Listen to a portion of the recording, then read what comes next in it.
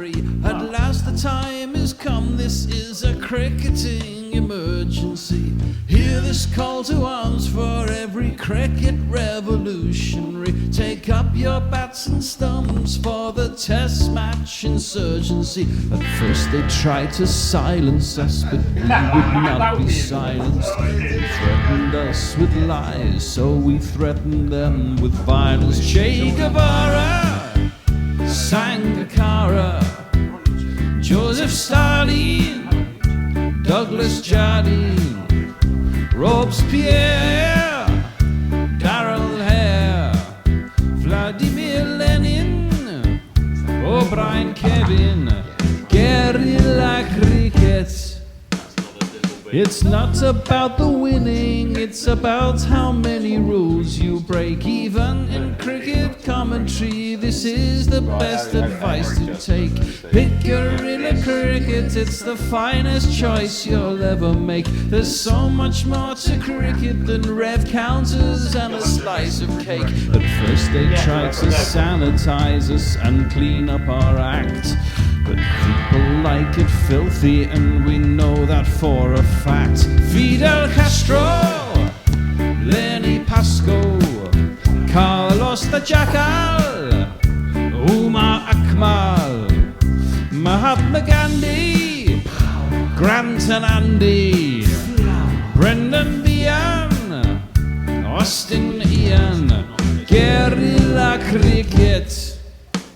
Stick with us, cause you know we're not the kind of thing that you see on the TV and the radio. So vive la revolution. First they tried to buy us, but we would not be bought. Okay, we were, but then we ran away, and we will not be caught. Would not give up the ghost when they left us all for dead. They decapitated us, but we just grew another head. Chairman Mao, Jamie Howe, Ho Chi Minh, Asif Din, Václav Havel, Graham Saville, No Surrender, Percy Fender, Che Guevara, Sangakkara, Joseph Stalin, Douglas Jardine, Robespierre, Darrell Hare, Vladimir Lenin, O'Brien Kevin, guerrilla cricket. The people have spoken again. The people keep bloody speaking. God's sake, people. Anyway, welcome to Guerilla Election Night 2019.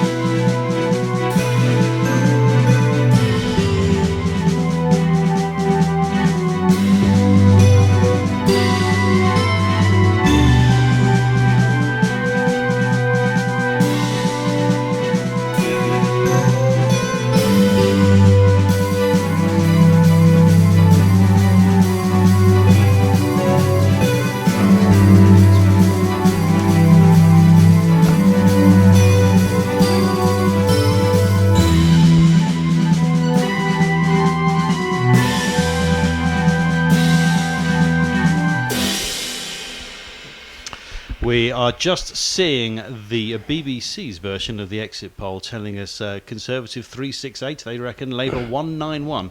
191, I'm not a mathematician, but 191 is not a lot of not a big number. It's not as big as 368. It's smaller, I reckon. If anyone's got a calculator and is on the tweets, can sort that out. That would be good to hear.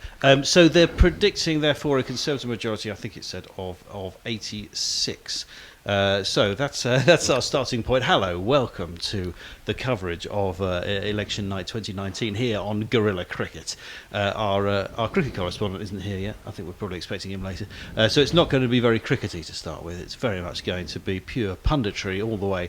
We're going to be able to play you in a few things later on in the sort of first part of the evening from previous years' election coverage on Guerilla Cricket, and then once the results start pouring in sometime after midnight or probably after 1, I expect, we'll be back live and telling you everything that happens, apart from Sunderland South that we probably won't bother with.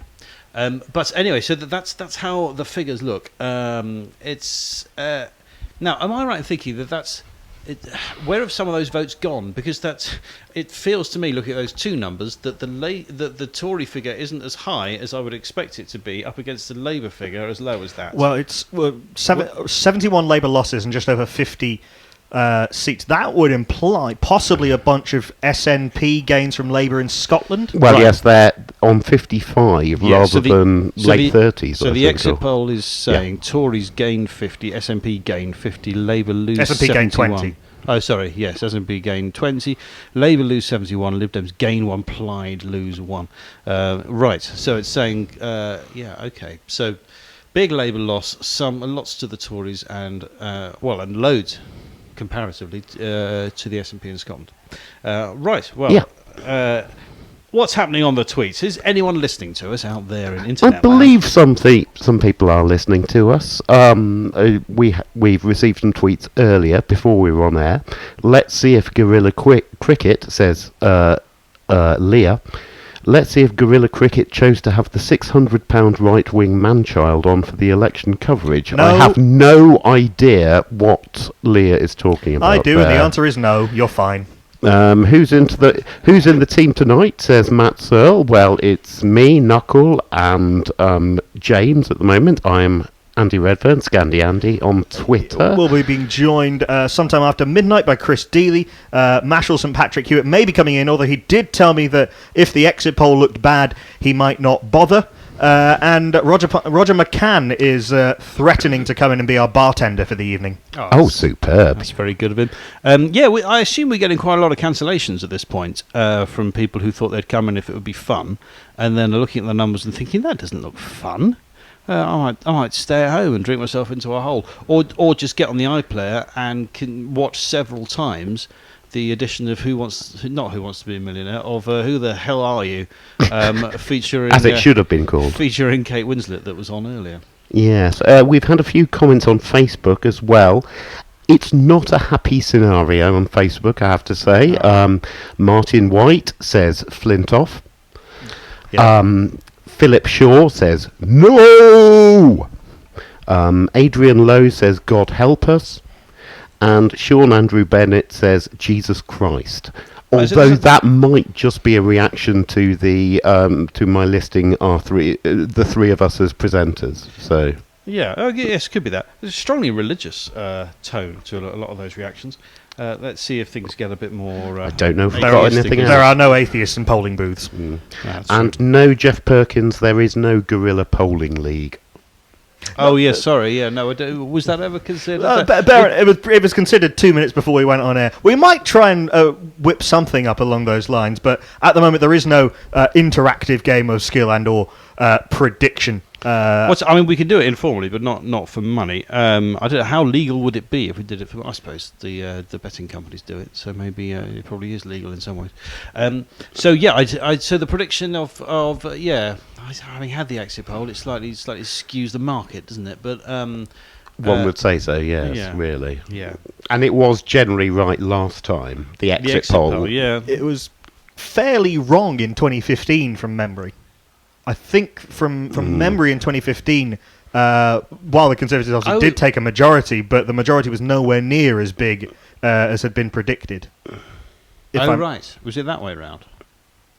I'm not sure. Certainly, well, Paddy Ashdown obviously famously said he'd eat his hat, wasn't it, in 2015, and he was forced to do so when it revealed the Lib Dem wipeout. Oh, that's in right. 2015. Yes.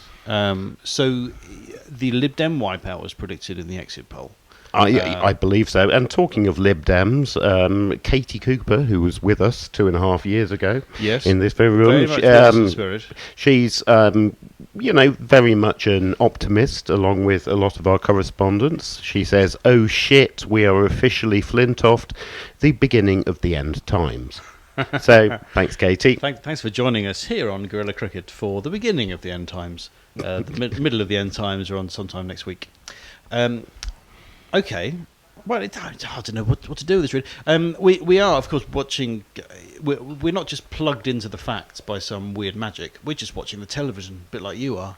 So we're watching a somewhat dancing Jeremy Vine, showing us where 326 is, which is sort of how many you need if you ignore the complicating factors like speakers and Sinn Féin. Listener, he's waved a magic wand and painted the House of Commons benches blue. Which would be a nice touch, I think. So 380. I mean, I suppose. How far into the night do you have to get before you start getting results that start to show you whether or... I mean, Southern and South isn't going to tell you whether the exit poll is right or not. Not really, no. So 191 seats, he's telling us, would be below what Michael Foot did in 1983. I suppose they've had to... finding out exactly how many it was in 1983 doesn't really tell you that much because... it was around 230, wasn't it? Was something. it? In a house that. of how many? In a house of 650, I think it was still... It's been 650 basically all of my politically conscious life. So really? I believe so. It was 635 in 1974, certainly. Oh, okay. I thought it was only 4 or 5 elections ago that it was a bit less. I could be wrong. And so I 523 English seats in the House of Commons. I don't know if you heard. Sorry, I don't know if you heard a terrifying noise, a bit like someone being rogered by a werewolf. It was, in fact... I am guessing what's happened in the kitchen. I think it was the Chief Operating Officer of Guerilla Cricket, the Bear, seeing Priti Patel appear on the screen. I imagine that's probably what it was. Well, she's smiling. And that's an indication that she's on the screen.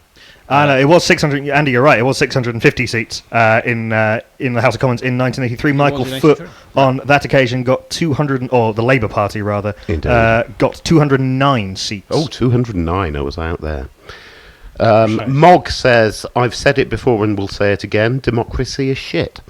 So, there's a kind of tone amongst our mentions so far, and that's basically one of depression, despair, gloom, and the end of the universe as we know it. Well, I think in that case, our focus has to be on extracting the positives from, which is a good cricketing term, isn't it? We have to extract the positives from the current situation. So that plea goes out particularly to our social media commenters, our tweeters, and our Facebook We're in an interesting position here because cricket captains don't often have to explain away innings defeats before they've happened. That's true, yeah. But surely England captains on Ashes tours in the 90s must have thought of it. But then the exit poll is more like that moment in the kind of level of cricket I play, which is where the game has finished, but the scorer has not the faintest idea what has happened. And so the scorer will then spend the next hour or so either looking through his book or these days bashing away with a small hammer on his iPad and trying to work out what the score actually was and who won. I played a game at school where between us leaving the place we were playing and us getting back to our school, the scorer had come up with us having won, lost, and tied. That's very good. One of my mates at school was the first 11 scorer, and I do remember once coming off at the end of the innings and saying, "Oh, what are my figures?" To which you replied, "Oh, did you bowl?"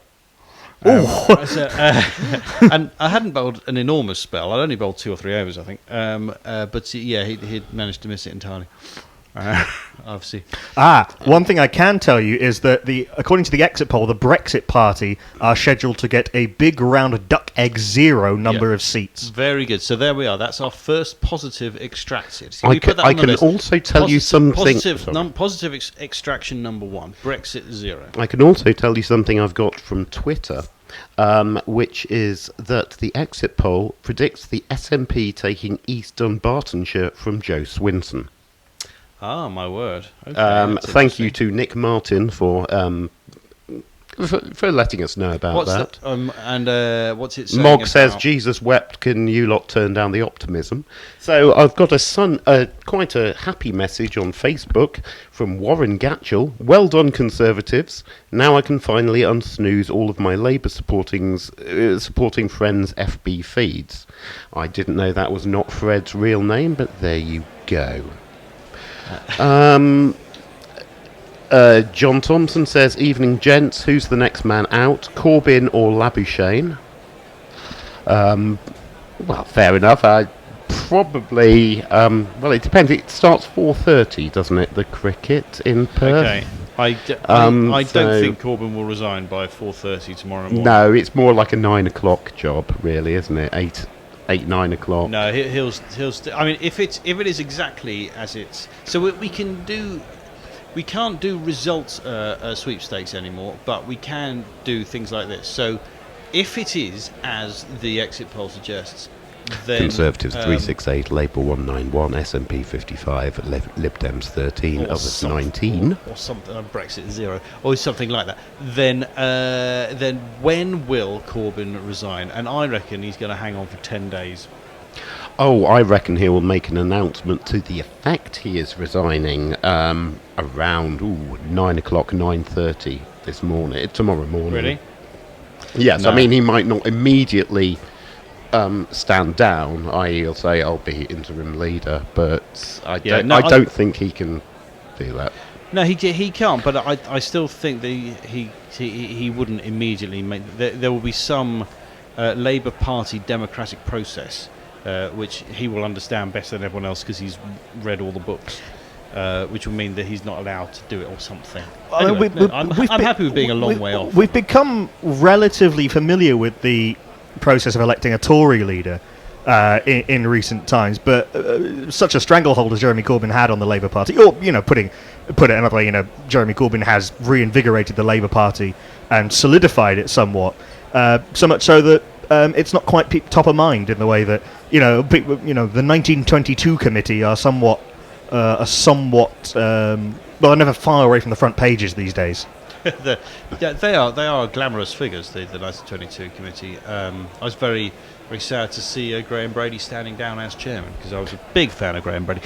Oh, you too. Graham Brady, very analogous. I felt to Graham Kelly of the FA, and just as effective and dynamic. Yeah, and charismatic. It was his job to stand up at moments of great drama and be somewhat embarrassing. So I'm a big fan of Graham Brady. Graham Brady's constituency, I can't remember that off the top of my head, but there's he's standing against someone who was part of the defections that was such a feature of the last Parliament, of which I've got my list in front of me of the 42 constituencies that feature a defector of some description. A defector, you say? A defector. It's the defectors. We have a number of jingles that have been created specially. Who do we thank for the defectors? The defector is our friend Richard Peel. Mrs. Richard Peel, Mog, and Jeff Perkins have been hard at work over the last week or so, getting our election coverage fully up to date for these times in which we find ourselves. Thank you, Richard Peel. You say Richard Peel. Thank you very much for that defectors one. That's going to make these defector facts even better. Is he related to Robert Peel, the former Prime Minister? Yes. Oh, well, that's good. Yeah. Altrincham and Sale West is Graham Brady's constituency. He has a majority of 6,426, and in that constituency, the ex-Labour, ex-TIG, ex-Change UK, ex-Independent and Lib Dem MP Angela Smith is standing for the Lib Dems. So, good luck, Angela. Is she still with the Lib Dems, or has she changed to the Green Party during the campaign? I printed this off about 2 hours ago. So, 50-50. We'll see. Yeah. It will definitely say Lib Dem on the on the voting slip. Yeah. Andrew Neil, Angela, 4 parties, Smith. Andrew Neil is speaking to a grim-faced John McDonnell. who's not. I mean, it's not much fun talking to Andrew Neil at the best of times. This is not the best of times. No, indeed. To be a Labour politician. I mean, those eyebrows are a long way apart. Oh no, one's come back down again. But vertically, you mean? Yeah, when one of the left can go halfway to his hairline, and the other one's practically touching his eye. It's an amazing face he can do. It's the best left eyebrow I've seen since in England since Carlo Ancelotti was sacked as Chelsea manager. I mean, I was. It's a very strong left eyebrow. He's always been strong on the left. They're flat now, but wait till you see the left one go up. Obviously, our right, his left. Wait till you see that one go up. Yeah, he's currently doing flat back two. Yeah. But yeah, it's a mobile flat back two. And there's also a contrast between the dark colour of the eyebrows and there it is, the left one's that's it. levering its head. It's good, and the whiteness of the hair, not seen since a man who found himself in a similar position in the Chancellorship, Alistair Darling. Yes. Oh, indeed. But could we actually see a slow motion action replay of that? Because it might actually be the highlight of the night for left-leaning voters. It's the best thing so far, and I think I can say with confidence that no, we do not have the technology to make that happen. But presumably the listeners who are watching this on TV, I guess we're behind them, aren't we? Because we're going through the internet. The optimism continues on Twitter. Ravi Nair says, if the Tories win a majority, will the last European to leave the UK please turn out the lights? Kinnock 92 reference there. Fraser Middleton just goes bloody hell. Ian Lomax goes none of them, fuck off Corbyn. Okay. That is a response to. We did a poll on Twitter, which is still open, by the way, for which of the three main Tories under threat will lose their seat. Johnson, Raab, Duncan Smith, all of them. That poll closes at 1 a.m. UK time, and the result of the exit poll may skew the voting. Currently, Dominic Raab is leading that particular poll. That would be pleasurable. That would be something. Anyway, Andrew Rollison says, wave goodbye as the dance plays Nearer My God to Thee. Excuse me, I have to arrange some deck chairs. Mog says, most importantly, how's Plaid Cymru doing? Well, they were forecast to lose one seat, I think, on the exit poll. And yes, basically, depression. Yes. Exactly. And I hate to make it worse, but the guy we were going to talk to at 10:30, he's not free now. Because he's been asked to file a story for 11:30. So hey ho. So who are these people in the background of this party that we can hear? Yeah, the crowd burst into life a little bit late. I think they were perhaps elsewhere, at a local drinking establishment down the road, but they're back now. It's starting to feel a little bit empty in here. I'm glad they've rocked up. Have we chosen a different noise than we use for cricket grounds, or is this very much the same one? The man who goes way will be slipping himself into the coverage at completely inopportune moments, just as he does during the cricket. How often does he say way? It is at regular but not regular enough intervals that you remember he's there. You sort of forget he's there, and then up he pops. Right. So what, like kind of 10 minutes? Something like that. Something like okay. Right. Mog has a good point and a concern for a fellow Guerilla. He says, look, I'm mostly concerned about Hendo's well-being. Is someone checking on him? I fear he may rant himself into self-immolation. He's not in the building, so we can't vouch for... Yes. Well, I assume he's not. I haven't checked all the cupboards. Well, quite. Any warm space he might occupy, really. Could be anywhere. Brexit 0. That's nice. And Greens, they've gone from 1 to 1. That'll be Brighton, presumably. I'm assuming they're clinging on to Brighton. Plaid losing 1. I don't know which one that's going to be. Lib Dems gaining 1, but I suppose they were hoping for rather bigger gains than that. Gaining 1 but losing another leader.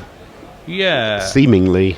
And yes, that's likely to be a net gain of 1, isn't it? If they're, are they going to lose any others? It's possible because there are partly because of the whole defector situation, there are a lot of very odd seats in terms of where people are likely to go. Well, I seem to remember at one stage 2.5 years ago when we did this, the Lib Dems losing all their existing seats and then gaining a whole lot new ones, i.e. like Nick Clegg losing in Hallam. Yes, that's right. Yeah. But they still managed to gain 4 seats, I think. Yeah. Yes, it was. I mean, there weren't. I don't think there were that many in 2017 that they lost that they had held in 2015. But yeah, Sheffield Hallam was definitely one of them, which is an odd thing. But I suppose there's always a bit of respect hanging around for someone who's been a major figure, whereas Nick Clegg in 2017 had spent 2 years being not a very major figure, and so he didn't have that as part of his brand at the time. Well, maybe he's listening in on Facebook Live now. I expect he is. Hello, Nick. Yes, hi. I Miss agree. you a lot. I agree with you. No, he's of course he'll be running Facebook, won't he? He'll be in the background of Facebook, keeping it going, running some checks on things, or whatever people who work for Facebook do. Indeed. Dave Joe Crow said, "Oh my God, this country must be full of brain-dead zombies." Well, if you didn't know that already. Marco Davis says, "Unbelievable," with an adventurous spelling of that word. And Erica Davidson says, "Hello from the Muppet Show. How's Kermit going in the race for Prime Minister?" A hearty waka waka to you all. I can only agree. If only we could all visit your parallel universe. It sounds a much better place than the one we're currently looking at.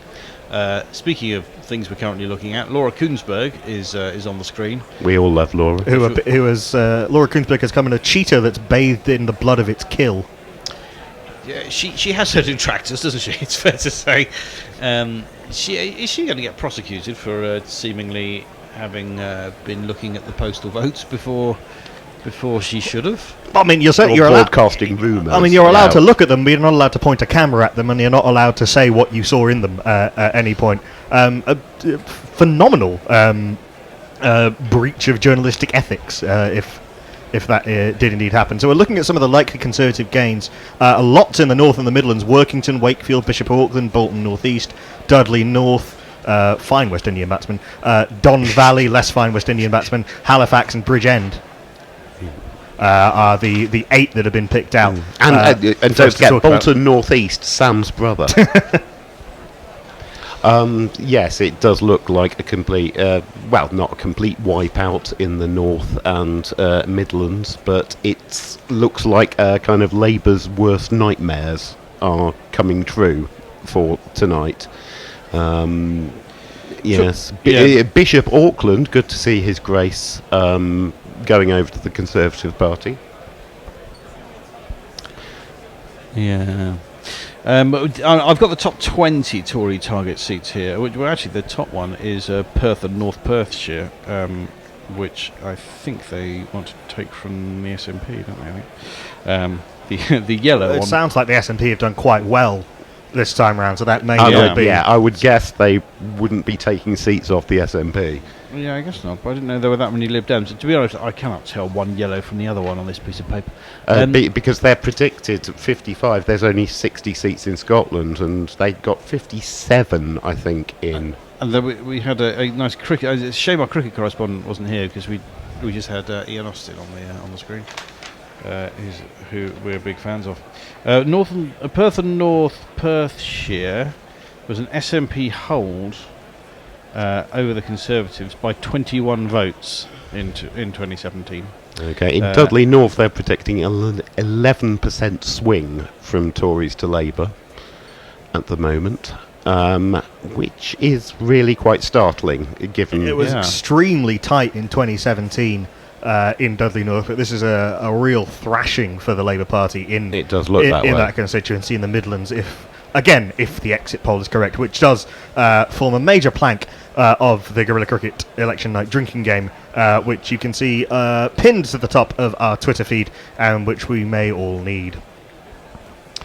Yes, it's certainly been a feature of our previous broadcasts, 2.5 and 4 and a bit years ago, that nearly every sentence that we uttered started with the phrase, "if the exit poll is correct." Well, actually, Enlight Bystand, thank you, Peter, has passed on something from Britain Elects, which is a very good Twitter feed, and it says, should note that the exit poll features 65 seats classified as too close to call.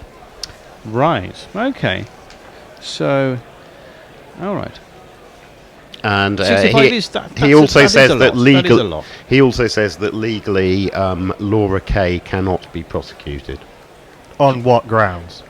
On any? Her sources are possibly in trouble, but she was just reporting what they said. Okay. But presumably, when the sources spoke to her, they weren't. I suppose it depends on what point does it become a public statement. If they were saying, I don't know. It just depends whether they felt they were on the record or not. It's a fair point, but probably you should be asking a lawyer rather than a Scandinavian translator. Yeah, but I'm sure we've got both on the Twitter. Quite possibly. So there was 68 seats that were too close to call. So that would cut the Conservative majority considerably, but it would still be a bigger majority than I think a lot of people thought Boris Johnson would end up with. Well, I mean, 68 if they all I were predicted for I the know. Tories. Yes, I know. I'm really clutching those straws at the Tiny, moment. tiny crumbs of comfort. Indeed. But if 60 odd seats are too close to call, then the exit poll would only need to be sort of 1% out, and then they all go the other way. And we're looking at a very different story. So stay tuned. Anything could happen. Indeed, possibly we should point out, for the sake of information, our political preferences. I should point out, me, Andy, I voted this morning in Lewisham East constituency for Labour. I'm going to try to be as unbiased as I can, but I've brought 6 beers with me, so towards the wee small hours it might be difficult. I mean, obviously, because I front the Guerilla cricket election night coverage, I naturally cannot vote according to the Representation of the People Act. So yeah, it's just not possible or ethical for me to do so.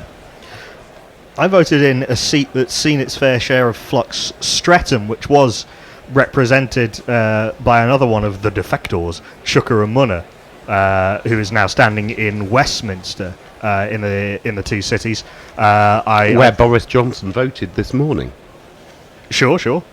More on that later. There is, I think, unlikely with this exit poll, or with the margins that are being predicted in this exit poll, but there was a significant chance that Boris Johnson could become the first ever British Prime Minister to lose their seat. Well, certainly we'll be looking for that, and it would be somehow fitting if. Given that Boris Johnson's entire plan was basically to push himself forward at the expense of the party and indeed the country, it would be somehow a small measure of poetic justice if the Conservatives were win a large majority, but Boris Johnson was to lose his seat. And I feel I should, if we can have the appropriate tune to introduce it.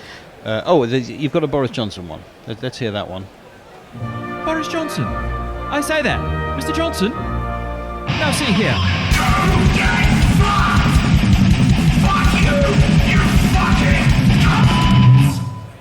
Oh, that's lovely. Nicely understated. Mm-hmm. Yeah, that's good. No, I meant play the defectors one, and I can give you the full briefing on the Streatham situation. It's the defectors. Streatham, Labour MP Shukar Munna joined TIG in February 2019. TIG became Change UK in April 2019. Munna left Change UK in June 2019 and sat as an independent. Also June 2019 joined the Lib Dems, standing for Lib Dems in the cities of London and Westminster. He's done a Smith. So he went from Smith. Lab to TIG to Cock-tig. Chug. Or Chuck, sorry, to Ind to Lib Dem. And I voted, Evil Scooters tells us that this would be Labour's worst performance in terms of seats since 1935, according to Wikipedia. In And terms of seats. adds a comment about Corbyn, but that's fine. Yeah, well, and in 35 was when Ramsay MacDonald did the national government and basically sold out to the Tories. So and became a bit of a pariah figure in the Labour movement as a result.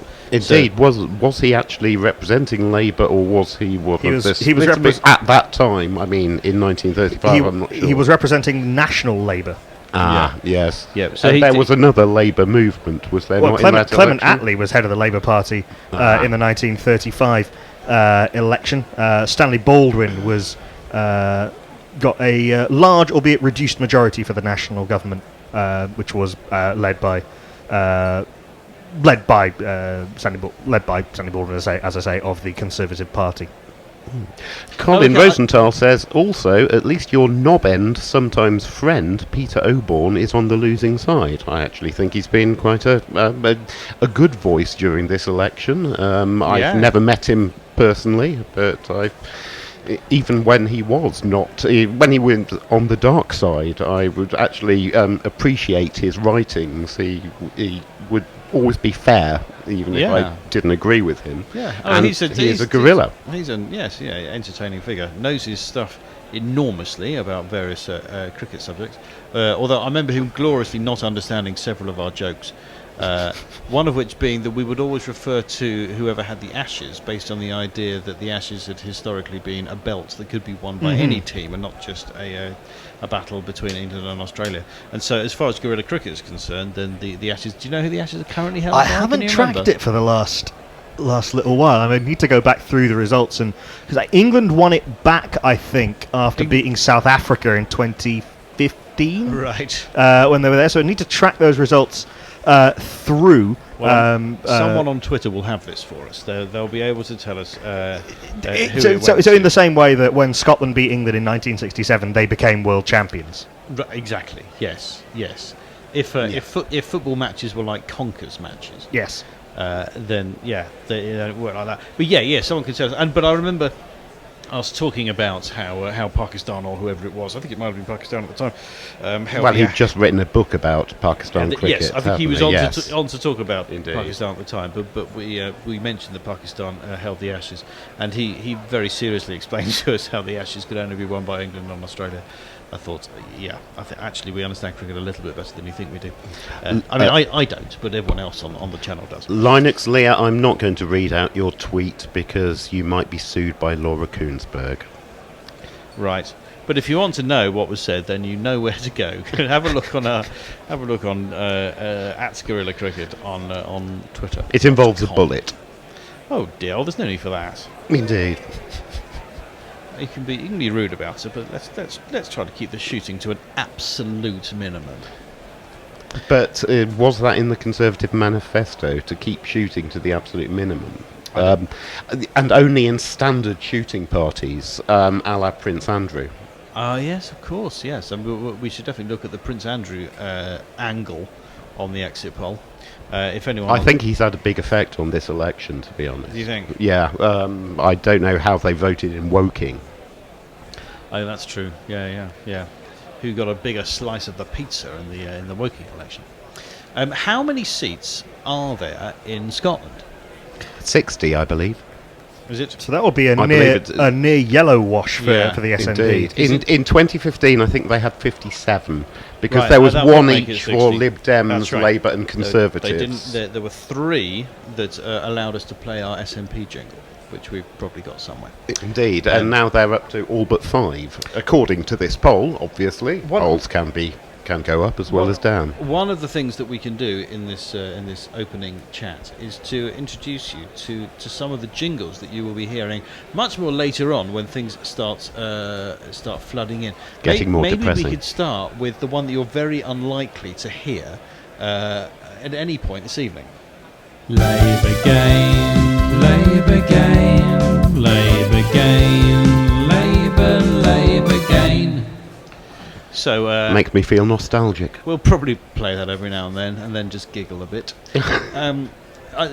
You might much more frequently, of course, hear this one.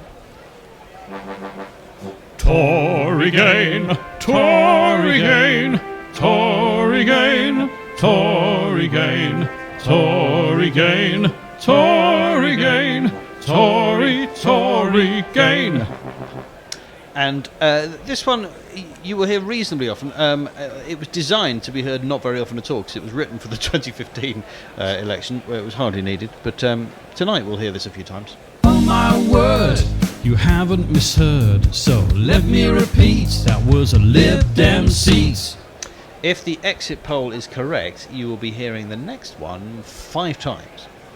It's a Scottish seat, but the SNP didn't win. It's the SNP didn't win. It's the SNP didn't win. It's a Scottish seat, but the SNP didn't win it. We're as surprised as you. Thank you to Peter Ward and to Enlight Bystand for pointing out there are 59 seats in Scotland, and in 2015 they got 56. Right. So, yes, all but 3. And Nick Martin So says... it's only so according to the exit poll, only 1 seat worse than their historic 2015 performance is what is currently predicted by the exit poll. Indeed. 55 out of 59 is predicted for the SNP. Nick Martin makes a good point, re the Prince Andrew vote, pointing out that you have to be 18 to vote, so I don't think that he's made a difference. Excellent, well done. Someone found the Prince Andrew angle. I thought we might have struggled, but I knew... I really don't want to think about the Prince Andrew No angle. word yet whether that Pizza Express was used as a polling station. Okay, I knew that throwing this one out to Twitter was going to work. Brexit Party... And polling 0. as well, that word, sorry, Prince Andrew. Anyway, yeah, No need. indeed. And then, of course, later on we will be seeing the counts at which people behave in various disgraceful ways, including this way. What do you think you are wearing? You look like a fool.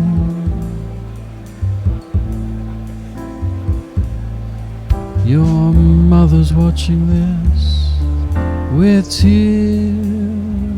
in her eyes.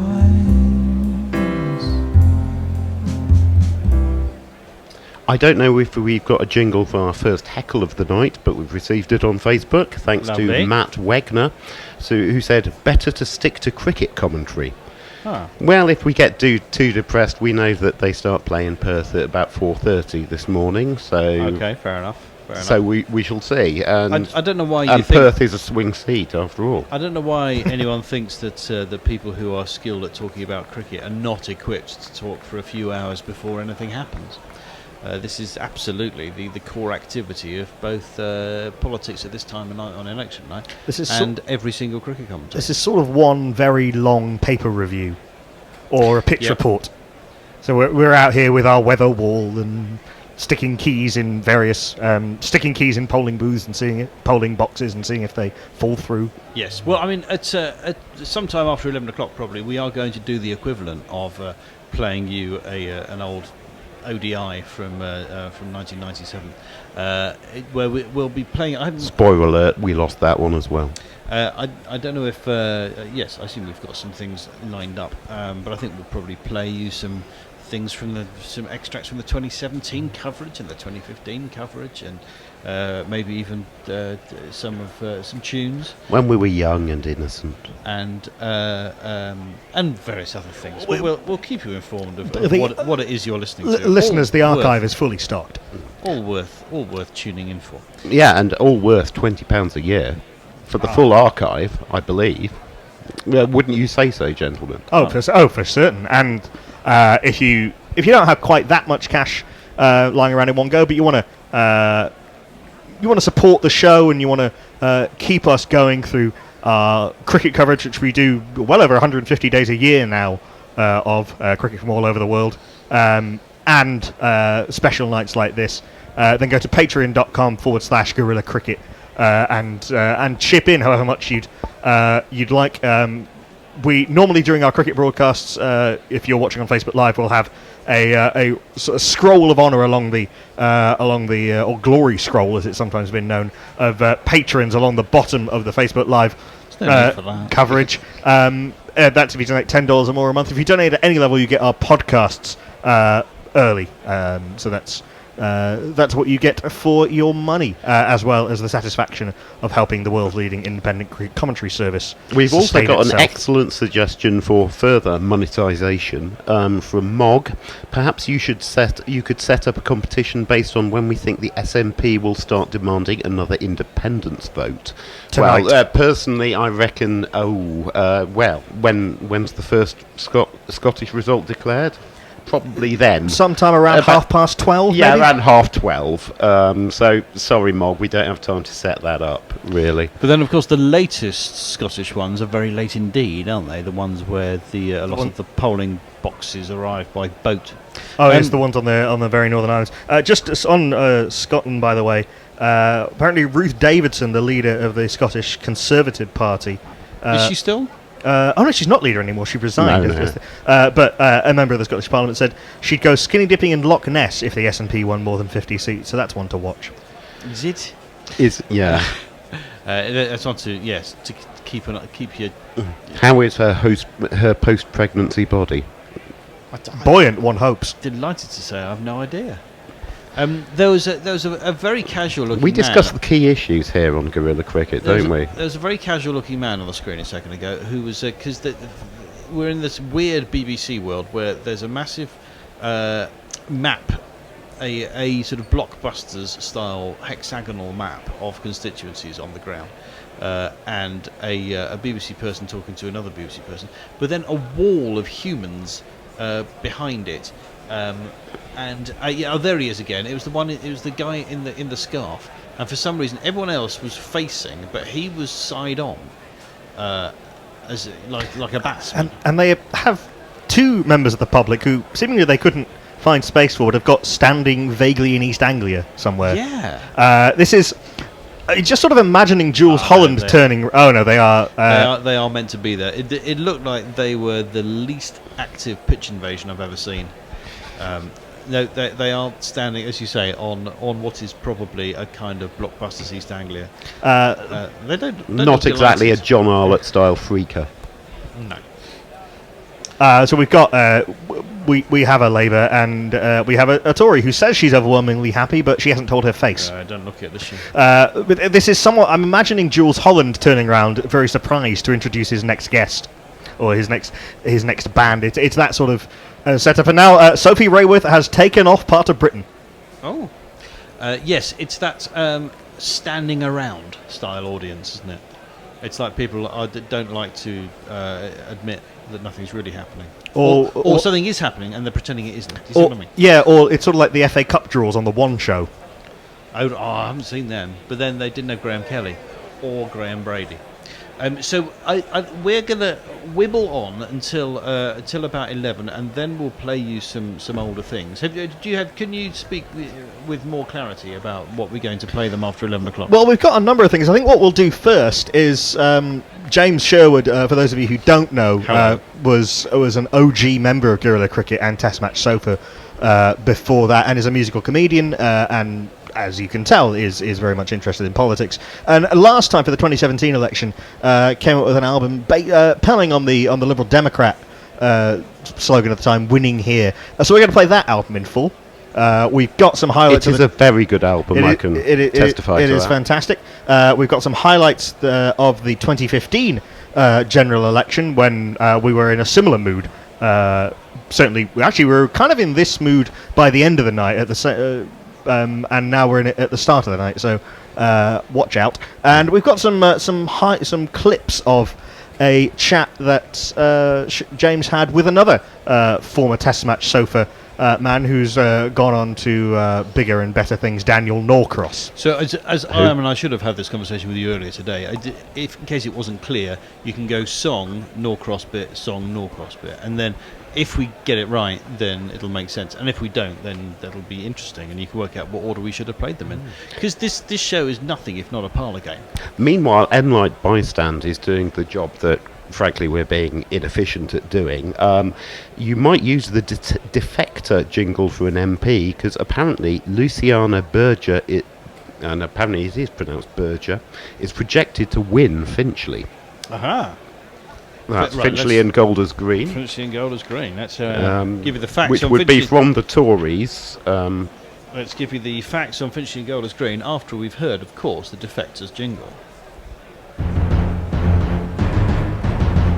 It's the Defectors. Finchley and Golders Green, ex-Labour MP Luciana Berger is the Lib Dem candidate. The Tory majority over Labour in 2017 was 1,657. And the Lib Dems, 2.5 years ago, were down on 6.6%. That would be a good gain. It would be an extraordinary gain. I know they've been very active there, but it was by no means a Lib Dem marginal. although I do know that when the Lib Dems really try to target a constituency, because my constituency, Lewisham East, we had a by-election last year, and basically my flat was carpet bombed with Lib Dem leaflets, and this was in a seat that they had absolutely no hope of winning, but they were just trying to get second, which they succeeded in. But we're seeing the swingometer again for Houghton and Sunderland South, which is traditionally, or certainly in the 5 of the last 6 elections, the first constituency to declare, and it's pretty similar to what we saw in Dudley North. It's an 11% Conservative swing away from the Labour Party. Predicted, we should point out. Predicted, of course. A predicted Labour hold, because that entire corner of the northeast, Houghton and Sunderland and Newcastle, all tends to go Labour. It would have to be something pretty seismic for anyone other than the Labour Party to win. Are we not actually getting quite close to the moment where first declarations sometimes occur? Well, yeah, we're close to 11 o'clock. 10:44 is the record, so that's been and gone. And I think I'm right in saying poor, Sunderland, 2.5 years ago, Newcastle Central won, didn't they? Breaking a 5-election winning streak for Houghton and Sunderland South. Oh, they love getting it over the Mackhams. To complete Luciana Berger's story, she was the Labour MP for Liverpool Wavertree. She joined TIG in February 2019, and then the Lib Dems in September 2019. And as we say, Luciana Berger is the Lib Dem candidate in Finchley and Golders Green. Sorry, Pirate Badshar docked in Dublin. Are you never going to read me out? Surely you need the reality check of my rage for context.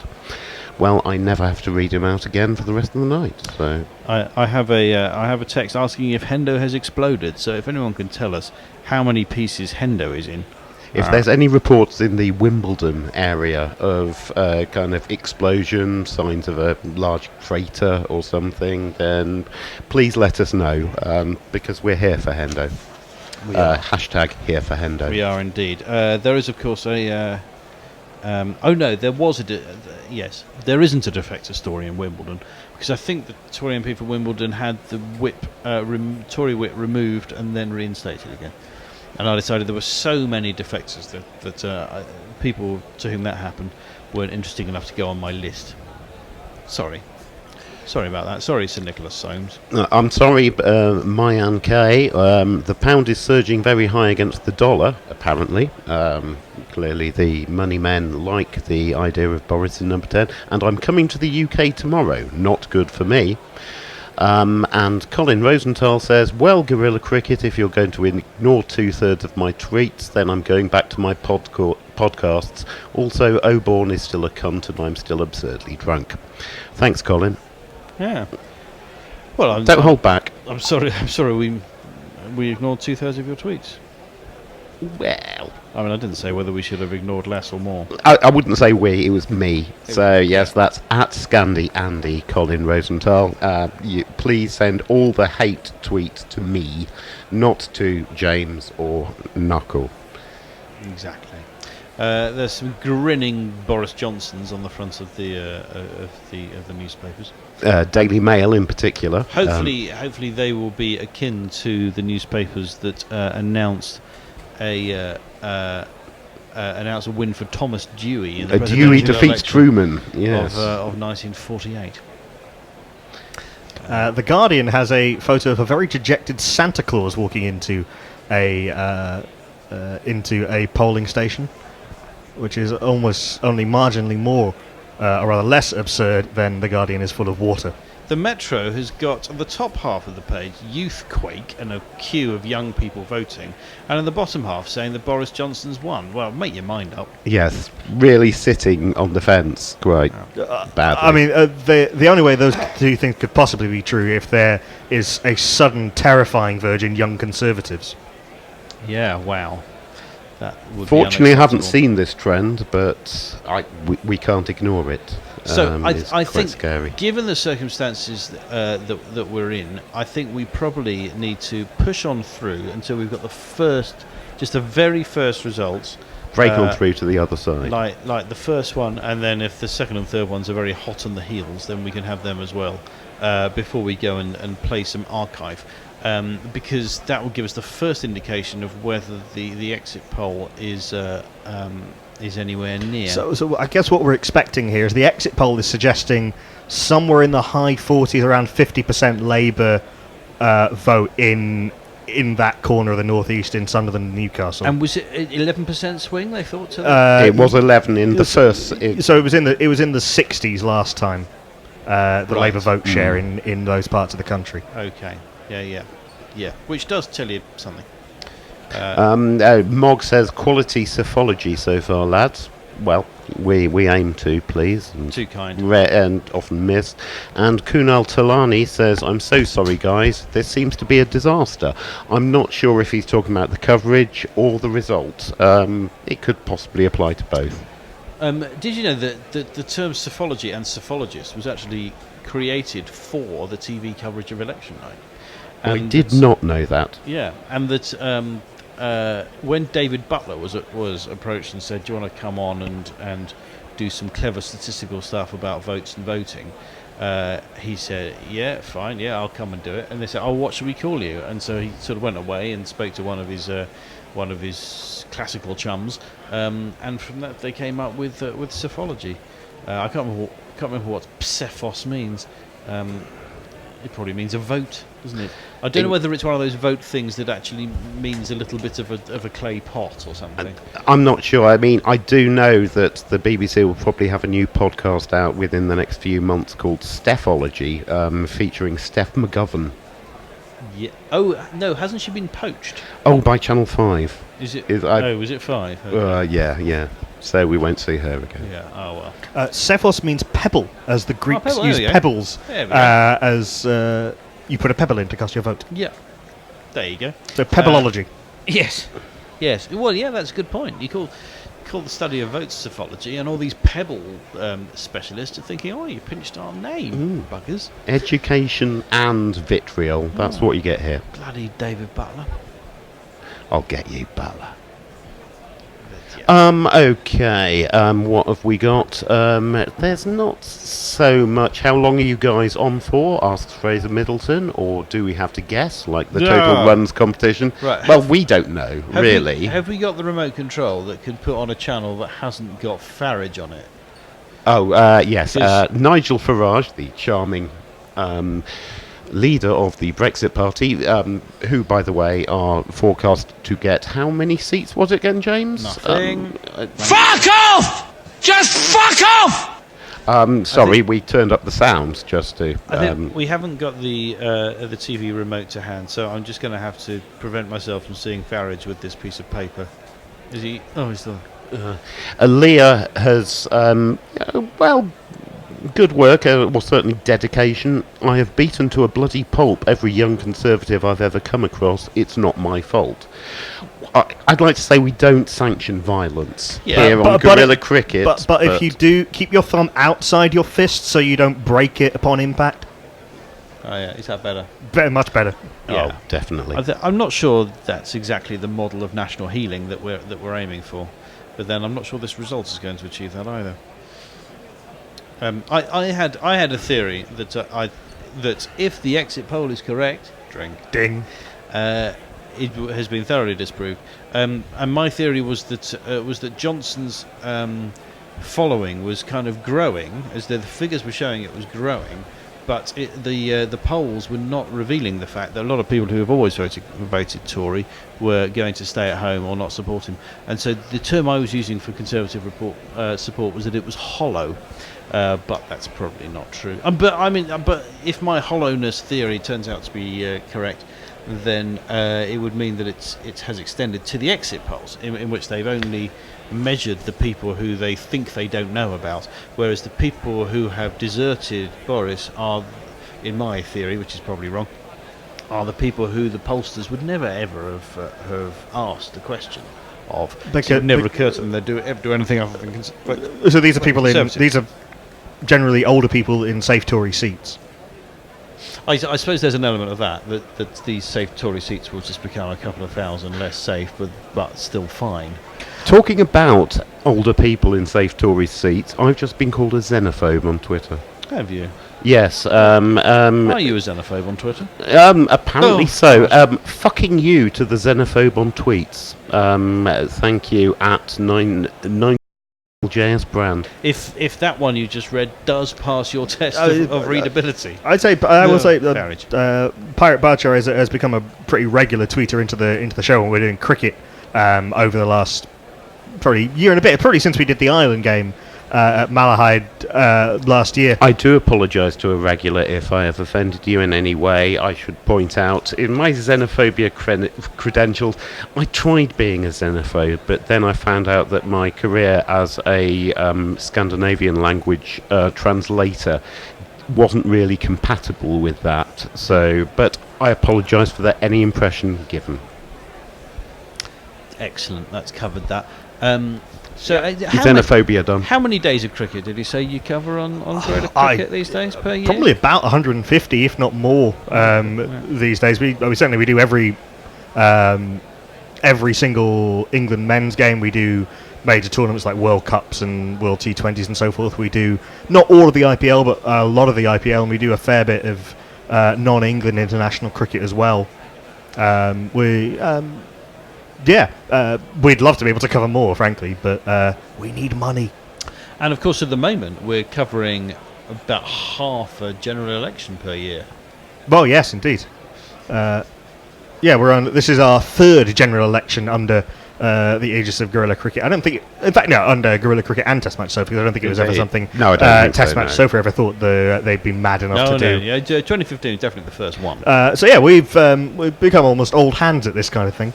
Definitely. Farage. We really should have. Is that the remote there next to the ashtray? No. The remote is in the. Yeah. So this is a party who don't have any seats in Parliament. Are forecast to have no seats in Parliament, and they're talking to, and their leader is someone who is not an MP, and probably even have very little chance of even coming second in a seat, given their polling statistics. I think we might do in the north. We may see Midlands. A few Brexit Party distant seconds in the north, perhaps. That will be an interesting feature of the first few results that come in. I think actually, I don't know the answer to this. In the northeast, is it more?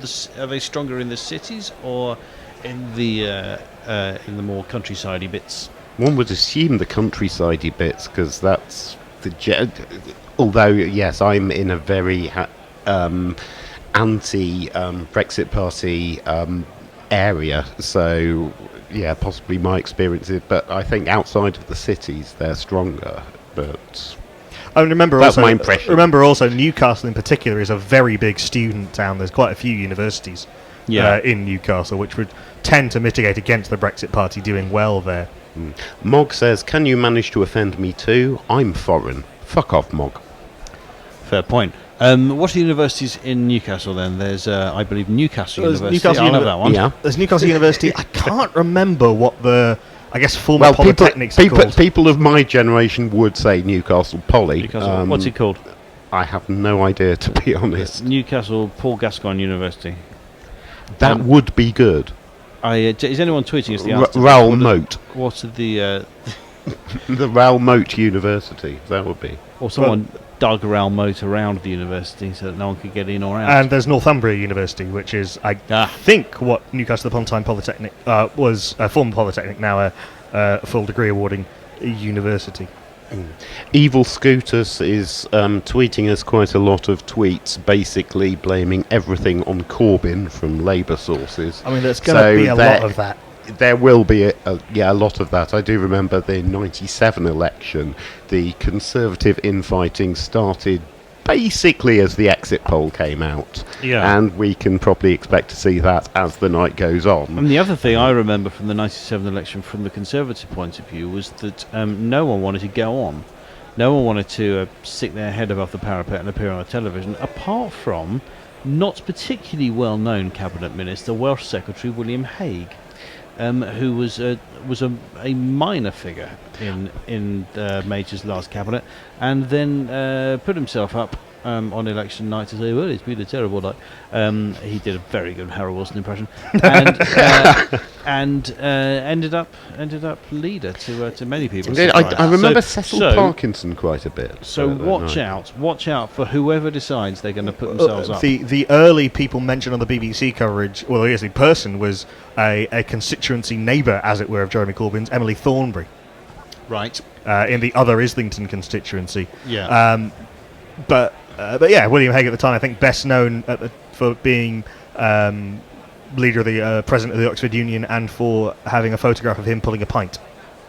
Yes, and for appearing at the age of 14, was it? At conference. At conference in 1977, just coming across as the weirdest child in the world. But then he sort of carried on being the weirdest child. And he was still allowed to attain, relatively high office. He never it's became very hard. Prime Minister. William Hague is one of those people, it's very hard to imagine him as a child. Yeah, and he basically, we have coverage of him at the age of about 14, and he just clearly and he wasn't being a child. No. But I'm surprised he hasn't had to go another career, another political career. I mean, and come back again, because he's certainly a man with some. Although he's done very well to have the Court of Human Rights named after him. He has at the brackets William close brackets Hague. Indeed. I was going to look up which. I'm just looking up which multinational company William Hague is currently a director of. That's how it usually goes. Why the singular? Surely there's more than one. Oh, he's a life peer. Oh, okay, but not a particularly active one, is he? The Lord Hague of Richmond. He's not one who turns up saying much. But then I don't know where he. Where does he stand on Brexit? He's not been particularly vocal, I don't think, on it, unless I've been tuning out all this while. Just had an email from a Labour Party saying thank you. Not quite sure what that was for. Was that sarcastic? Yeah. Thanks very much. Exactly. Thanks a bunch. Thanks an absolute packet. And by the way, to tweeters frustrated that I don't read out all theirs, it's just because I'm next to two such talented and witty broadcasters that. Hey, forget about us. We're here all night. Let the tweeters in. Okay, well, Mog was disappointed. There. Mog was disappointed that I only told him to fuck off because his mother could do better, apparently. Oh dear. So, well, Mog's mother, if you're listening, do tweet in. All the other. Oh no, sorry. That's pretty much what I say to my grandmother every time I see her. Do better. Nice. Revealing a bit about the Mog family. We had that bit where all the crowd suddenly took a breath at the same time, just then, didn't we? I like that bit. That's my favourite bit of the background crowd noise. I think this noise, which normally denotes a cricket crowd, I'm sure does sound a little bit like people gathered in an enormous civic centre doing some counting and walking around, which is what it does have that air. Well, what it lacks is the squeak of majority white trainers on sports hall floor. Yes, that's true. We'll have to put that in as well. Can we just run a second track, which is an occasional. So it's past 11 o'clock and we still haven't had the first result as What yet. are you doing in the northeast? For goodness sake, just get your fingers out. Yeah, well, really. Maybe that's all you're good at. Really, that's what you do. Maybe they've counted it all up and they've had a look at it and they thought, oh, hang on, this is very unlike the exit poll, so let's check we've got it right before we call this one in. Maybe they have to check it with Laura Koonsberg first. That's right. Yeah. Yes. There's Sean Lay there, who I once spoke to at a theatre. That's a top showbiz anecdote, Thank you, James. Yeah, he was sitting next to us, Was he selling you an ice cream? and he wasn't. I think it was the Orange Tree in Richmond, and he was there, and I think he used to be on Newsroom Southeast, which is why I knew what he looked like, because he has pretty much a radio career these days rather than telly. He's got a face for radio. Oh, I don't know. Piercing blue eyes. Yeah, he's gorgeous. Yes, I spoke I think it was because I was doing some topical comedy things, and it was around the time that we were waiting to find out whether Gordon Brown was going to call a general election. So I was asking whether he knew anything that he couldn't say on the radio. The election that never was. Quite why he was going to spill the beans to someone who claimed to write some topical jokes. Just because they asked them at the theatre, I don't know, and he didn't tell me much. But I kind of believed that he didn't know. He wasn't hiding it. He just genuinely didn't know. There we go. There's Sean Lay, who's talking about something.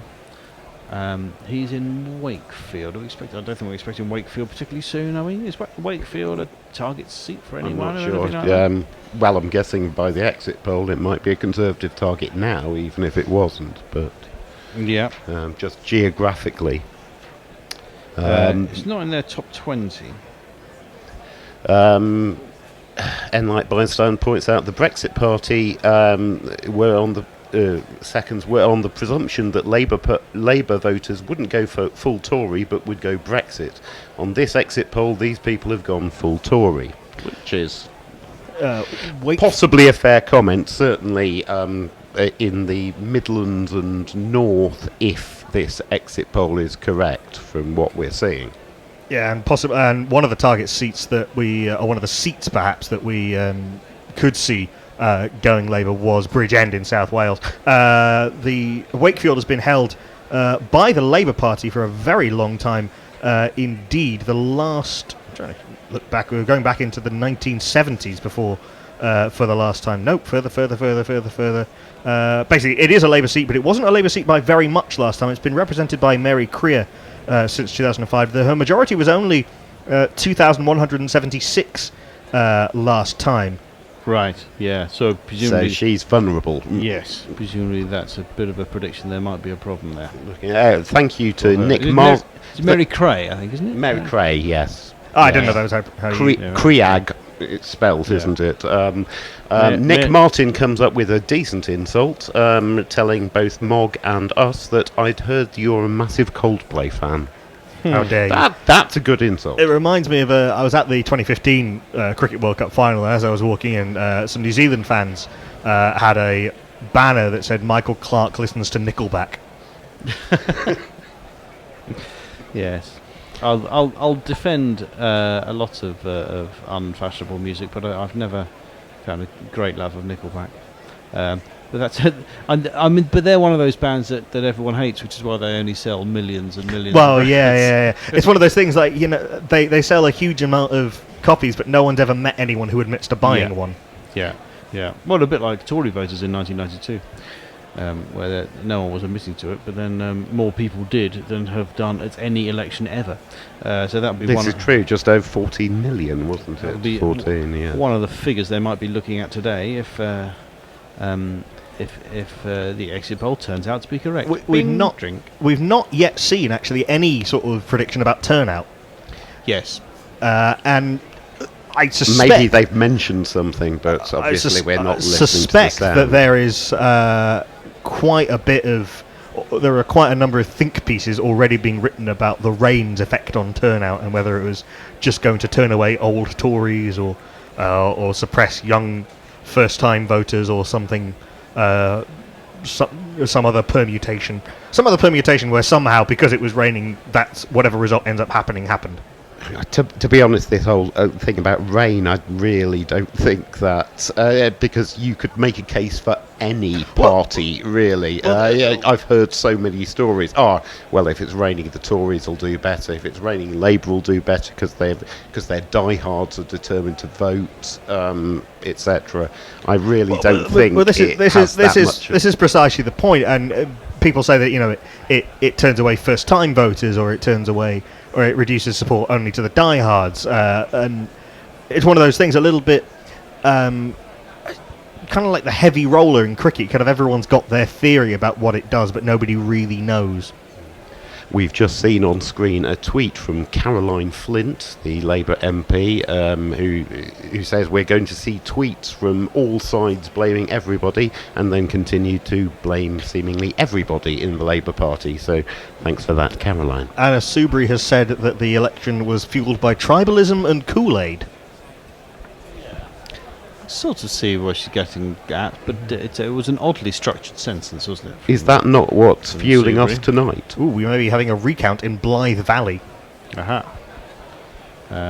Blythe Valley, north. That's east. very early for a recount, isn't it? Yeah, well, they count fast in the northeast. Yeah, Blythe Valley is up in the northeast in Northumberland at the... Yeah, is it related to Blythe Spartans? I was Is wondering- that It is, the yes. football team? It Yeah. is, yes. Same one, yeah. Who I think the match commentator for Blythe Spartans is a sometime contributor to Guerilla Cricket, Jack Cunningham. So hello, Jack, if you're listening. Last time, Ronnie Campbell for the Labour Party won with a majority of 7,915 over the Conservative candidate Ian Levy. Ronnie Campbell now, he's one that's had a falling out with Corbyn, isn't he? He I is believe not so. standing. He's not standing, yes, I think over Brexit. I He think- was one of the Brexit dissidents, the Right. Lexiters. I think. I think... Apologies if I'm wrong. No, Ronnie. correct. He subsequently said he would back the Conservative government's deal to leave the European Union. It's the defectors. I think in previous elections, either 2.5 or 4 and a bit years ago, we've had recounts in places, and it's been all second, third. No, probably only one recount, and then it's gone back to them, and someone's won by 5,000 votes or something. Well, Amber Rudd last time, her constituency was subject to a I recount. I heard But that was reports close. at the time of about 8 recounts, which I think were exaggerated. Well, I think but I seem to think I remember. tweeted at the time. The year is 2030. They are still counting in wherever, I can't remember exactly where she was. Oh look, Marc Right. Francois has now adorned our screens. No, I don't need to hold my paper up to cover. I don't have a piece of paper big enough, but I don't need to hide Francois from my eyes. He has an MA in war studies, you know. Does he? Oh, bless. Yes. Hastings and Rye. Amber Rudd surrendered the Tory whip September 2019, not standing. Her majority over Labour in 2017 was 346. So Yes. that was a genuinely close one. I just think that last time or the time before, there was some recount, but then the gap between the winner and second place was definitely in the thousands. And you think, oh, what on earth was going on there? Well, sometimes they do have recounts to determine whether somebody's kept their deposit Right. or not, because it's the 5% threshold. Yes. Well, this has been a feature of our election coverage on sort of Lost Deposit Watch, and this time we decided we'd have a jingle for it. There goes the rent. Couldn't get 5%. Losing my deposit. That's lovely. Thank you to Jeff Perkins and his mandolin. Yeah. It's kind of a bit loud, that one, isn't it? Yes. I don't know if there's some way we can make it not as loud. Michael Stipe is currently standing for the Green Party in, I believe, Surbiton. Minnesota West. or something. Yes. Sadly, Athens. that's a Tory hold. In the So the telly's gone off. So now we're going to just have to guess. I don't know. Yep, there we are. Who would have thought that Plaid Cymru would form an absolute majority? I know, I'm as stunned as anyone. Oh no, it's not a massive majority for Plaid Cymru. It's just the massive face of Marc Francois. It's the it was the Sky thing telling us that after this programme called Election 2019, there's going to be another one with the same name starting at 2. Marc Francois, who memorably suggested that if Britain did not leave the European Union upon 2 years after the activation of Article 50, Britain would explode. Oh, bless him. He looks pleased, but not so pleased that he can't quite hold it in. I think he's looking like more of a statesman than I've ever seen him before. Francois there. Okay, we're having a few explanations. Andrew Rollison says Australia sorted this out almost a century ago, and we have preferential voting. The UK voted against decent voting procedures. To be honest, I'm not sure the Australian system is that much better. It's really quite AV, isn't it? Alternative vote is many things, but it's not proportional. Indeed. Which is what people who claim to be in favour of proportional representation and then are in favour of alternative vote haven't studied alternative vote strongly enough. And what it tends to lead to, in fact what it's designed to lead to, is larger majorities. Evil Scooter says, isn't the political science theory around rain, bad weather, both there and elsewhere, in those stupid voluntary voting countries, Australia, that it generally favours parties with high proportions of their voters availing themselves of postal or absentee ballots? It's an interesting point, which we might get onto later tonight. And Enlight Boystein points out that Blythe Valley is where the Beeb were betting would win the first declaration race. Aha. So if they're talking about a recount, well, that really scuppers there. Yeah. I do remember in 1983 there was, as there is today, a race to be the first to declare, and Hindburn, which I believe is in it's Yorkshire or Lancashire. Sorry, northern people. They were really trying to be, and they ended up being the second last to declare with a Labour majority of 21. Right. Yeah, well, it kind of makes me think that if you were trying to win the race to declare first, and then you've got a recall, it's not a recall, a recount. It's maybe because you were a bit like a false start. Mm-hmm. You were trying so hard to go quickly that you actually got something seriously wrong, and so you have to go back and recount everything, rather than because the result you came up with was really close. It's more that they thought they had the answer ready, and then they found 4 boxes that no one had opened or something. It's like when you think you finished an exam early and you didn't realise there was an extra page. Yes. That was. Was that the voice of experience there? I caught it in time. Just. But yeah, it's that. I think it's exactly right. I think there's with that kind of that haste, and we've seen in the past. We've not yet seen shots of people throwing sealed ballot boxes across bodies of water. Oh. There was I can't remember exactly where it was, but there was a small sort of stream or something that was outside one of the polling stations, and people were literally throwing ballot boxes to waiting election helpers on the other side of it. Right. Yeah.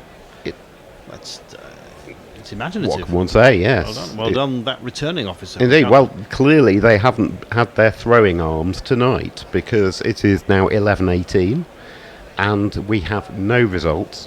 Yeah. Some 40 minutes after the first constituency declared last time, rather. Indeed. Frankly, in the northeast, what are you doing? Oh, they're live in Blythe Valley, but and there's actually a police line keeping the cheering crowds back, and frankly, they look like a terrifying force. Yeah. If you wrong them. Yes, there's some people in red jumpers. There's a man in a gilet, and the camera operator has got in the way, rather. Oh, the candidates are coming out in Blythe Valley. We could just be about to have our first result. Could be Yes. The Tories looking serious. I don't know whether that's disappointment or just the weight of democratic expectation on his shoulders. Mm-hmm. And as Knuckle pointed out, it's this was formerly held by Ronnie Campbell for Labour. I'm not sure who the Labour candidate is this time, but yes, Ronnie Campbell, the Brexit rebel who voted for Boris Johnson's deal in the last Parliament. The Labour Party candidate, Labour Co-op, is Susan Dungworth. Right. Dun or dung? Dung. Dung with a G. Yes. In the Blythe Valley crowd, there's a man who, if he ever gives up his current career, might want to consider a role as a Frank Dobson lookalike. Very popular in children's Oh, here we go. parties. The returning officer is up on stage at Blythe Presumably Valley. he's missed his time. His time would have been a couple of months ago for Frank Dobson lookalike. You know, you would have Well, I don't know. I mean, now we no longer have a Frank Dobson. Oh no, we're not having a Oh, right. result. We're having a bundle recount in Blythe Bundle Valley. recount. Bundle! That's where all the recounters all jump on top of each other. Have a right old laugh. So basically, we still have no result. We're on top of all the technical terms. Oh, Kate Hoey's on the screen. Oh God! It's a public service, so we can tell you when to switch on to ITV or Sky. If anyone's we're watching BBC. So if you are watching ITV or Sky, or if you're following this on How is Burko? or if you're following this on Radio 3 or something, then do tell us what's going on, what we're missing. Because you're currently missing on BBC One. The caption it calls her Leave campaign and former Labour MP. I think Labour is.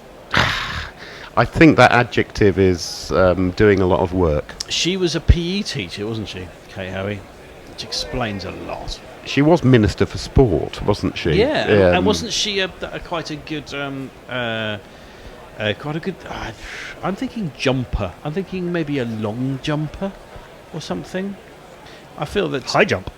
She was high jumper. 1966 Northern Ireland high jump champion. Has worked for football clubs including Arsenal, Tottenham Hotspur, Queen's Park Rangers, Chelsea, and Brentford as an educational advisor. Oh, not a jumping advisor. Is that Justine Greening next to her? Yes, I think it is.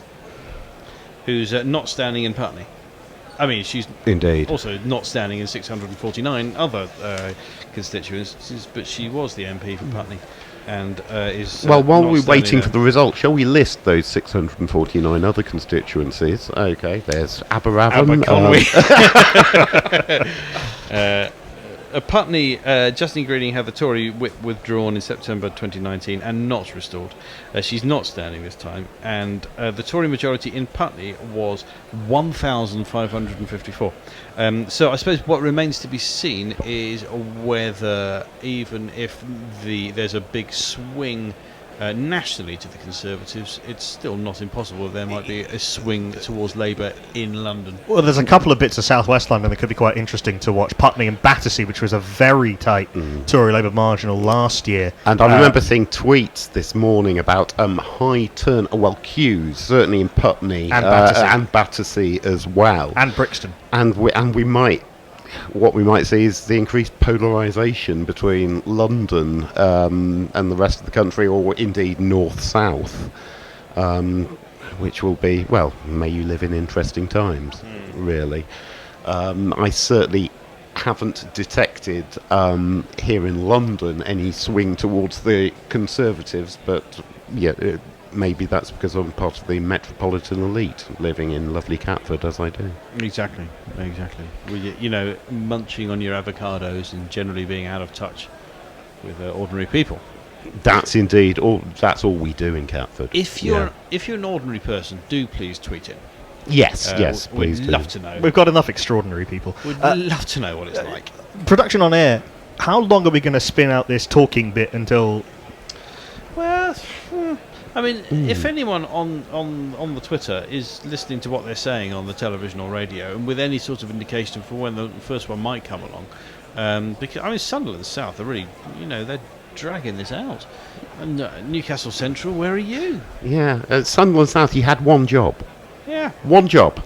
So and you can't do that. I think so. We want to see this first result, and then we will punditry it for 5 mins most. I blame Lauren Laverne. Do you? Yes. Well, she's from Sunderland, and her mother was actually very close to being MP for Sunderland South. Labour MP. Labour MP. Yes.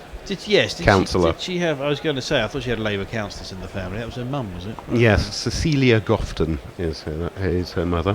Ah. Sorry, I had quite the crush on Lauren Laverne when I was at university. Did you? Did I just see the exit poll saying Green 0? I think that's the gains column. So, i.e. is it? Okay. They're 0, i.e. plus and minus 0. Aha. So I think. the Green Party will remain As in- represented by Yeah. Caroline Gotcha. Lucas and nobody else. Indeed. Gotcha. Greens won unchanged. There was it Bristol West? But Brexit Party still 0. Excellent. Was it Bristol West that the Green was sort of the next on the Greens target list? Which and Brit- and possibly the Isle of Wight, I think, was suddenly a Green possible. I know it was mentioned, Isle of Wight. Isle of Wight- Although sometimes you do Isle wonder because in Isle of Wight was top of their target list. Then Belfast South, Buckingham, Eastleigh, Totnes, and then Isle of Wight was a considerable. Well, as I say, right top of the Yeah. target list. We're seeing some candidates on stage. And that's Newcastle. Newcastle Central. oh Newcastle, the Geordies beat the Mackhams again. So let's see if we get it was 11% swing to the Conservatives, which would take the Tory vote, the Labour vote, down from 60-something% to about 50. If that's happened, then that is good news for the exit pollsters. It would indicate that the figures that we've been talking about for 1 hour and 26 minutes are in some way accurate. So the Liberal So- Democrats 2,709. Well done, Ali Avey. Yes, Mark Griffin of Party Not Yet Determined. Brexit Party 2,542. That's stronger than you might. Although the Lib Dems will be expect. glad to have beaten them, I suppose. Yes. And what's going to be the deposit? Labour level here. 21,568 for Chi Onwura. Emily Payne for the Conservatives 9,290. So that's a comfortable 12,000. Just over 12,000 majority for It's a lot Labour. more than 50%. Isn't It was it was about 15,000 last time. So that is not as significant a loss. It'll be of interesting vote. to see the percentages actually and turnout. So the majority last time was 15,000. Yeah. The majority this time just over 12,000. So that's down a bit, but that's not as far down. That doesn't look like an 11% swing to the Conservative. It certainly doesn't. But then it may not have been Newcastle Central that they were saying that would happen in. Have we seen any turnout statistics? 65%, 65%. which is pretty similar to last time. Oh, Is it? okay. Is it? So I think. there is a swing to the Conservatives. 58% for Labour, 25% for the Tories, 7 to each of the Lib Dems and Brexit Party, and 4 to the Greens. And let's not forget 1-0. The score is 1-0. One Labour, everyone else nil. That's 1-0 to the Labour. Frankly, if I were Corbyn, I would declare. Definitely. Yeah. Now, we've now gone to a second announcement. This is Sunderland. Is it Sunderland South? Sunderland South and Houghton, is it called? Houghton and Sunderland South, Horton, yeah. is it Horton Is or it Houghton or I'm not sure. There's a man with an old-fashioned Sunderland shirt on. Oh, the Lib Dems candidate has decided to wear a Sunderland shirt. The Green Party, I as ever, doubt- in their casual attire. There's a green in a t-shirt, and then there's the Lib Dem in a football shirt, and then there's the Tory in a dreadful hat, dreadful hair, and then the next, dreadful hair. then the UKIP guy, he could be a Francis Maud impersonator, couldn't he? He could make serious money as a Francis. And Maud apparently the impersonator. Labour- he could team up with Frank Dobson and do tours. Apparently the Labour... That was a tour I would see. Definitely. Seemingly the Labour candidate in this particular Sunderland constituency is Wednesday Addams. Ah. Oh, yes. Oh, yes. This is a marvellous selection of people we've got here. Is I that like very Bridget much. Phillipson? The So Conservatives got just over 13,000 votes. the Lib Dem guy looks a bit like he's come to Menja Princer. It is Bridget Phillipson. But only a majority of 3,000. Aha. Oh, that's down from 12,000 last time. Yes. Right. Okay, that's interesting. So, And this is the seat where Lauren Laverne's mother would have done if she would have won if she had won the internal Labour Party selection back in Right. 2010. I see. Was that when Bridget Phillipson got the gig? Yes. Wednesday Addams got it clearly because she looks relatable. Yeah. So yes, serious reduction in majority for Bridget Phillipson in So, from Sunderland South. these first two, are we seeing in Sunderland South the kind of big Tory swing that was being talked about, but in Newcastle Central not? Is that what's happened there? Newcastle Central does have a high student population, so you'd have thought it would be less Right. vulnerable. Also, Newcastle less pro-Leave than Sunderland was, so possibly those are aspects that you should take into account. I thought they were about to show us the Labour to Conservative swing in Newcastle Central, but instead they've gone over to was this Blythe Valley. This Blythe is Valley. Blythe The bundle Valley. recount has happened. This is a potential gain for the Conservatives. Now, how do we read the body language of the Conservative? The Tory is looking down nervously. Yeah.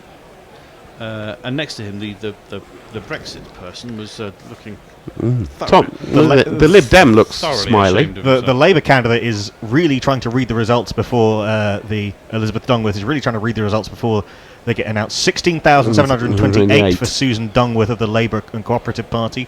I think she's the Green, Dawn Furness. 1146. Does 16,000 look enough?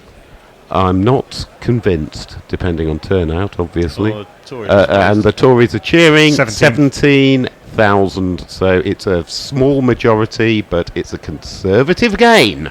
to Tory gain, Tory gain, Tory gain, Tory gain, Tory gain, Tory gain, Tory gain.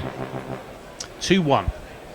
2-1 still to the Labours. It's quite a shame because I'd have liked an MP called Dungworth. Yeah. That's So- not obviously the most entertaining MP's name. For me, that's Thangham Debonair in Bristol that's East. a good one. 17,440 for Tories, so that's a majority 700-ish. 712. Yes. From a previous Labour majority of 7,915. So I wonder whether the exit poll had that one down as a Tory gain. From what they've been talking about, I would guess possibly or very close to. Yeah. But it would be interesting to know what side of the line that one was, and does that nudge the exit poll prediction one way or the other? We will see. So that was But it's not looking good for Labour at the moment, although obviously these first few results are always in the northeast, and I think geographical trends are becoming more and more pronounced in recent years, certainly. So yes, we can't tell right now, but I would say it's not looking good for Labour. And do we? I'm concerned about the BBC swingometer because it doesn't seem to have appeared yet. We've seen lots of data, but not specifically that. Maybe we have now seen it. 10%. So in Blythe Valley, where the Tories did take the seat, they took it with a swing of 10%, which means I imagine the figure we're now looking for is Blythe Valley was target seat number what for the Conservative Party? I imagine well down the list. Certainly not in the top 20. Although it might have been a target because of the sitting down of the existing member, resignation, Yeah. be more vulnerable. Yeah, there's always that kind of thing. Arthur Patricia says, good evening, we're fucked. With we in this context being Northern Ireland in particular, but also all of us in general. Thanks. And Dave Woods says, hello gents, just back from work, pass me the antidepressants and whiskey. We're way ahead of you. Oof. Blythe Valley was target seat was number 116 on the target list. Right. Is that just purely in terms of the numbers and the size of the swing required? Yeah. Yeah.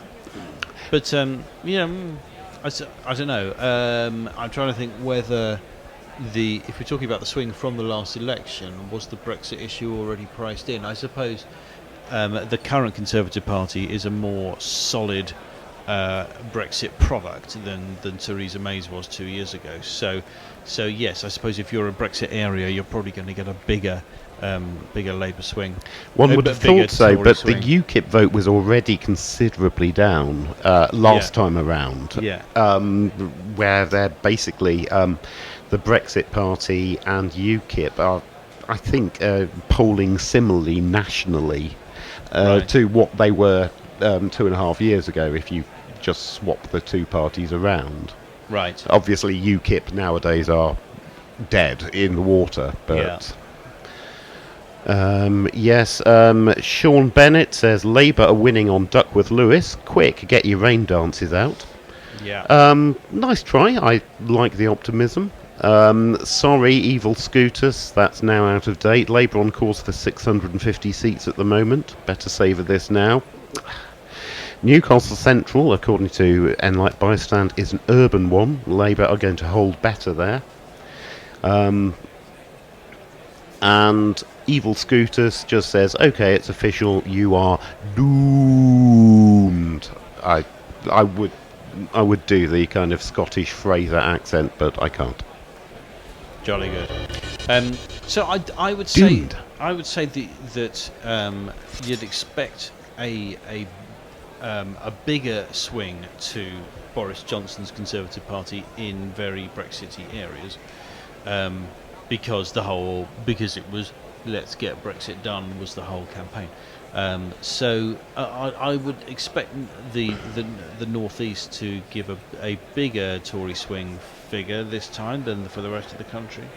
But as you say, that picture is confused by the UKIP collapse and the continued existence, and with fairly decent numbers in the northeast so far. Brexit. One would have in thought. that area. One would have thought so, but at the same time, the Labour vote has been the last 2 or 3 elections. The Labour vote in the North and Midlands has been dropping. So Yeah, I that's actually, true. I actually suspected that there wasn't that much left of it that could drop, but clearly I was wrong. Well, the Brexit Party in Blythe Valley came in third. Right. Yeah. Moving ahead of the Lib Dems. Yes. Yeah, Lib that's Dems correct. had been in third, I assume. Let's have a look.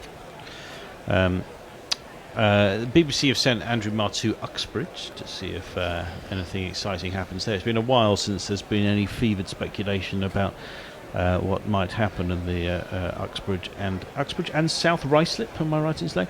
Yes, indeed. Where Boris Johnson I used to work there. is the MP. Yeah, Did you indeed? So the overall vote numbers for the Liberal Democrats went up, but the Brexit Party came in third, knocking the Liberal Democrats down into fourth. It looks like increased. Actually, I can't quite work out the turnout numbers. So did the Brexit Party do better than UKIP did last time out? UKIP didn't stand in Blythe Valley in Oh, okay, 2017. okay. Nowhere near what UKIP did in 2015 Yeah. in Blythe Valley. The UKIP were very strong in 2015 in Blythe Valley. Yes. And then didn't stand in 2017. Yeah, they beat the Conservatives into second. Came second ahead of the Tories in 2015 in Blythe Valley. Right. Okay. First proper sighting of John Curtis, much loved figure. Indeed. I think I respect him most for not letting BBC hairdressers anywhere near him. He managed Well, there's not much for them to work with. no, but there's a bit, and they probably would have wanted to at least make the two sides match each other. But no, he's saying no. I'm Professor, mate. Does he spend a lot of time in Strathclyde, do you think, John Curtis? He is a professor in Strathclyde University, but he seems to spend his whole time in either White City or Broadcasting House, as far as I can tell. Apparently, Blythe Valley has been Labour since 1931, Right. Well, Wow. when it was Morpeth. Oh, so I know where that is. I've got a mate from Morpeth. And 31, that was the first Labour government, wasn't it? That was the Ramsay MacDonald Labour government, wasn't it? And then I'm not quite sure about the exact year. Was it not 29 or I don't know. Oh, was it 29? I'm not sure. I'm not sure. Was it after 31 that? Oh yeah, and so maybe 31 was when Ramsay MacDonald was leading the national government. You were talking earlier on about 35. when that was 35. when Baldwin. But I thought at 35 Baldwin was running the national government. He was, as also in 31. So it was a landslide election victory for the national government, which had been formed 2 months previously after the collapse of the second Labour government, which was Ramsay MacDonald's government. Right. Okay. Well, we're keeping you up to date with the results of the 1931 election anyway. Colin Rosenthal said, finally made it home from Amon Amarth. What a fucking load of fuck. Corbyn psychiatry and cunnilingus has brought us to this. Still drunk. I'm not sure about the cunnilingus connection to this election, although... we got that. So, do we have? We haven't had it appear on the screen on the television. So maybe you can find it with your computer, or maybe someone can tweet it to us. What was the swing to the Conservatives? We've seen it in Blythe Valley. That was 10%. What was it in Sunderland South and Newcastle Central? Because overall, nationally, they were talking big figures, 11% in some places, and we need to see whether that is what is indicated by the votes, the actual votes that have come out, all three of them. And I think probably once we've got that, we can maybe play the listeners, in the absence of any actual events in the election at the moment, we can play them some things from our previous years of general election coverage. But if we can get our hands on that number, or if anyone can tweet. So what are we us, looking on the swing for? What was the Labour to Conservative swing in Newcastle Central and Sunderland South? Indeed. Okay. In other news, this wasn't on our Twitter feed, but my wife has just texted me, "Fuck this shit, I think I'll go to bed." I think whoever writes your wife's tweets also writes my wife's tweets as well. That's really very similar. And my girlfriend's. Yeah. Well, we might be having a kind of private conversation about this later. Worst night ever. Jess Phillips for leader, had a whiskey. Those are the last three I had. Somehow the Jess Phillips one is the most worrying part of that.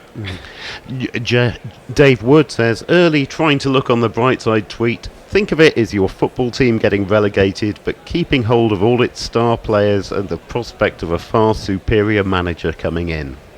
Or alternatively, keeping hold of a bunch of players on overly high wages. Yes, and bringing in Jose Mourinho. And speaking of the... Or Graham Kelly. Speaking of the football parallel, it was brought to my attention that if you stand in the same seat that you were in before and lose, even for a different party, then you get about £30,000 or something. Some kind of parachute payment or something. Basically, exactly this. I don't think they used the term parachute payment. No. But I did, and you did as well, because that's what they call it when you go down to the championship, don't they? And it seems to be very similar to that. But yeah, it seems to be to guard ex-MPs against hardship. So have we got that swing figure? I am looking for the swing. Because I feel that's the last thing we need to tell not as in that's the last thing we need to tell the listeners. That is the last thing that we're going to tell you about before we play you some of our old archive election material. We will get that for, because I think those are the early ones in. I think with the score at 2-1, those three constituencies are the ones that come in. And then it could easily be another hour or so. Right. Okay. Well, I'm just doing figures. these swings in the head. Oh gosh. Horton and Sunderland South. The swing to the Conservatives would have been 11%. It's pretty much on the exit poll. Yes, that's pretty much. Newcastle upon Tyne Central. That was less. That swing was 3.75%. Right. Well, that's a big variation, isn't it? I'd say that is a big variation, but again, it's the city, inner city, possibly student vote. So increasingly, a nation divided. Okay. Well, that'll be interesting to see how that plays out. Because if we see more of the lower figure, then obviously that's going to change things. But Things could still be in play. there's no, but in terms of the BBC coverage, and obviously the BBC are very much on the side of the exit polls, so they want to show, but they won't hide it. I would say, I would have enough confidence anyway that they wouldn't hide it if it's not so.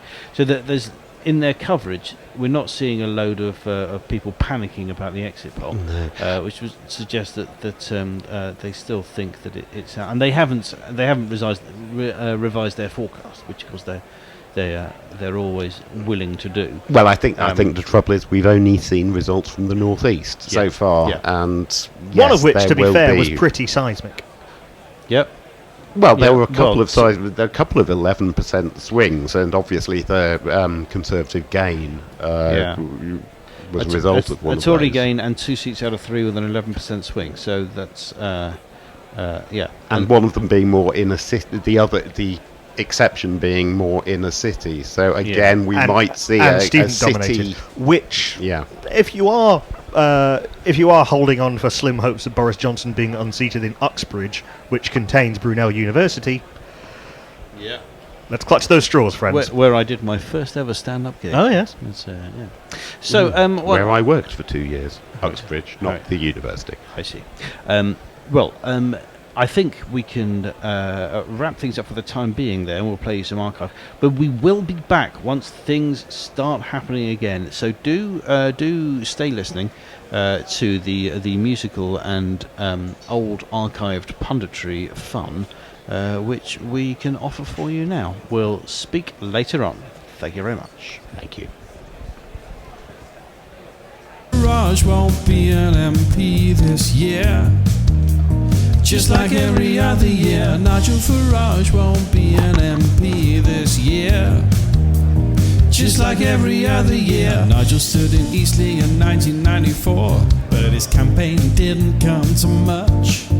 He was beaten by the Lib Dems and Labour and the Tories, and did only slightly better than the screaming Lord Such. Nigel stood in Salisbury in 1997. He came fourth. The Vexilla battle in 2001. He came fourth. In 2005 he stood in Southend. He came fourth. What an irresistible rise. His only limit was the skies, and being an unworthy use of a franchise in the British electorate's eyes. Oh, Nigel Farage won't be an MP this year. Just like every other year, Nigel Farage won't be an MP this year. Just like every other year. Nigel fought a by-election in Bromley and Chislehurst in May of 2006. Some people said that he would finish fourth again, but Nigel made them all look like dicks. He came third. Then in 2010 he fought the seat of Buckingham when all the major parties stood aside.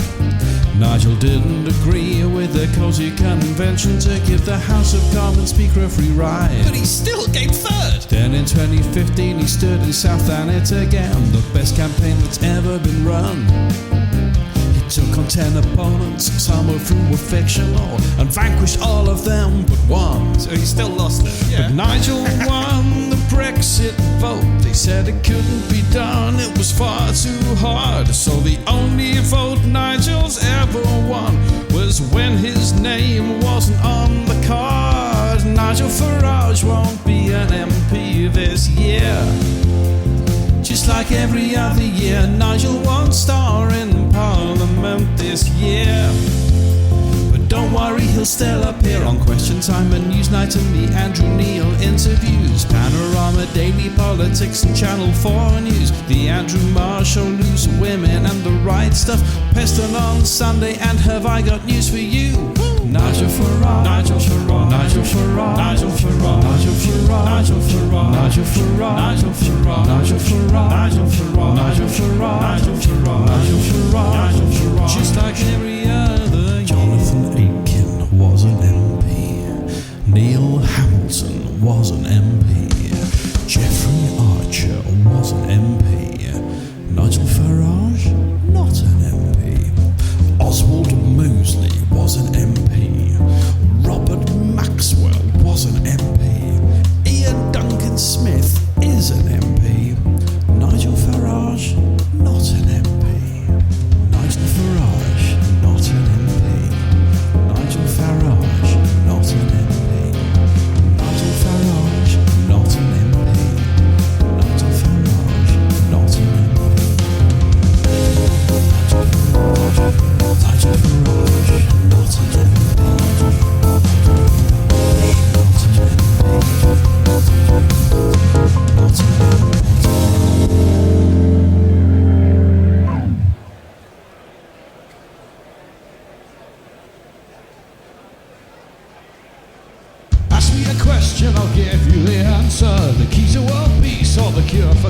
answer, you'll find I'm very good at this game.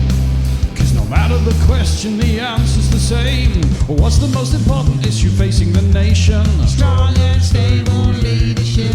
Why are 30 Tory MPs under police investigation? Strong and stable leadership.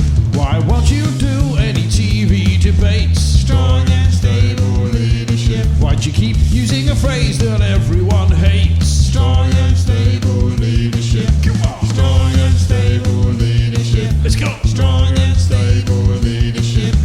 How did it feel holding Donald Trump's hand? Strong and stable leadership. What's it called when the Hulk and Red Rum rule the land? Strong and stable leadership. Why did you rule out an election and then call one anyway? Strong and stable leadership. Is this the way to Amarillo? Do you know the way to San Jose? Strong and stable leadership. Come on! Strong and stable leadership. That's it! Strong and stable leadership. Could you take a knife when you shoot to kill? Strong and stable leadership. What's an anagram of Pert's goddess's banana thrill? Strong and stable leadership. Should I get an Android or stick with an iPhone? Strong and stable leadership. What's connected to Angela Merkel's thigh bone? Strong and stable leadership. What's a more annoying phrase than hard-working families? Strong and stable leadership. Why the hell did you make Boris Johnson Foreign Secretary? Okay, it doesn't work with everything. Strong and stable leadership. Strong and stable leadership. Strong and stable leadership. Strong and stable leadership.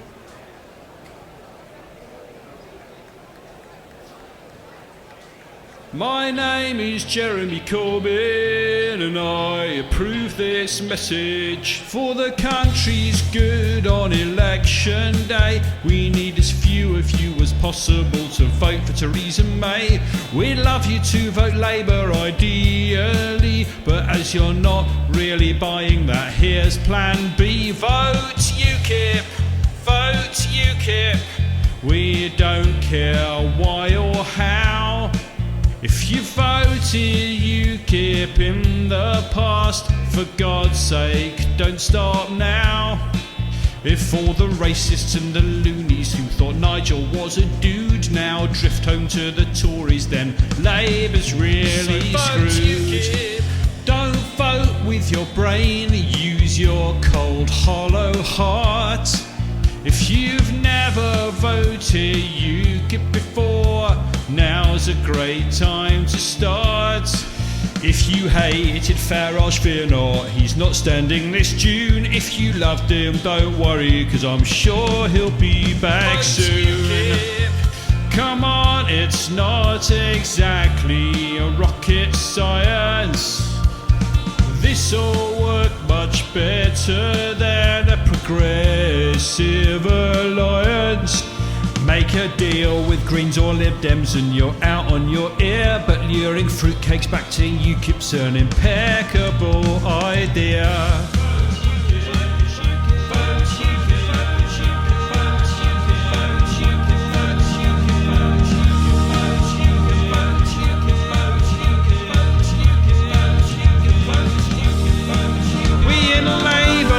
Friends of the lowly and the small, but we know that quite a lot of you are not like that at all. So if compassion and humanity for you are a total no-go, don't vote Tory, put your cross next to that lovely purple logo. I know most of you don't care for what Labour is about, but if you could vote UKIP one more time, that would really help us out. Thank you. That was a party election broadcast on behalf of the Labour Party. Do you remember how we felt 45 years ago? Our hopes were high. How could they end up so low? We found your letters full of sadness, hope, and even wisdom. You found our ripped up copy of the Treaty of Lisbon. The end has come, our time is done, nothing left to do but go. One final sigh, one last goodbye, but there's one thing you should know. 48% of us love you. 48% of us love you. 48% of us love you. 48% of us love you. 48% of us love you. 48% of us love you. 48% of us love you. 48% of us love you. We were different from the start. You liked a sponge, but we preferred a flannel. When we said we need some space, you said you've got the channel. Life seems much more crowded now than back when we were new. There's only one of us, but there's 27 of you. Now in my head, there's things we said that I'm sure we both regret. You'll surely say you walked away, but you never should forget. 48% of us love you. 48% of us love you. 48% of us love you. 48% of us love you. 48% of us love you. 48% of us love you. 48% still love you. 48% of us love you. 48% of us love you. 48% of us love you. 48% of us love you. 48% of us love you. 48% of us love you. 48% still love you.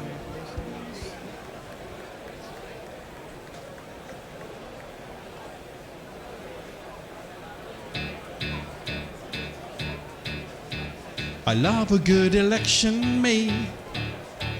The drama and the history. It always gets me.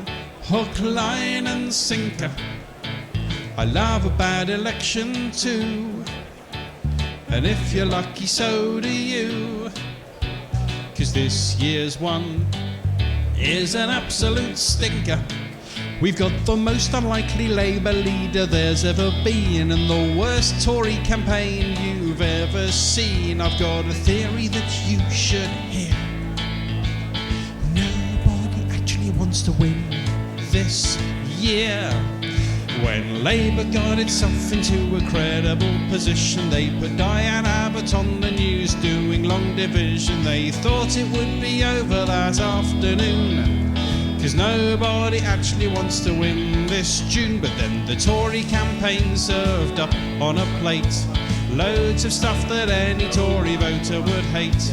Half their manifestos already in the bin, 'cause this year no one really wants to win. When more and more said they'd vote to Labour this time, Corbyn said that terrorism's your fault and mine, and for luck kept mentioning the IRA, 'cause no one wants to win this election day. Building a campaign on Theresa May's personal charm is the electoral equivalent of self-harm. Winning this thing is what they almost fear. Nobody actually wants to win this year. And can you blame them? I mean, would you? Do you fancy clinging on to Scotland or leaving the EU? You have to sort out the whole nation's niggles, then chat to Donald Trump without collapsing into giggles. I'd rather take a long walk on a short pier, or watch Danny Dyer give us his King Lear, or lend my favourite gerbil to Richard Gere. Nobody actually wants to win this year.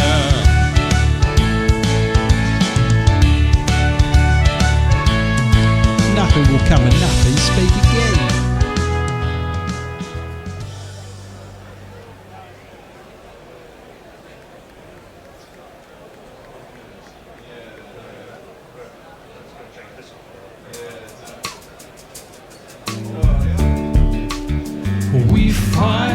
each other, sister against brother, to realize our dreams and puncture yours.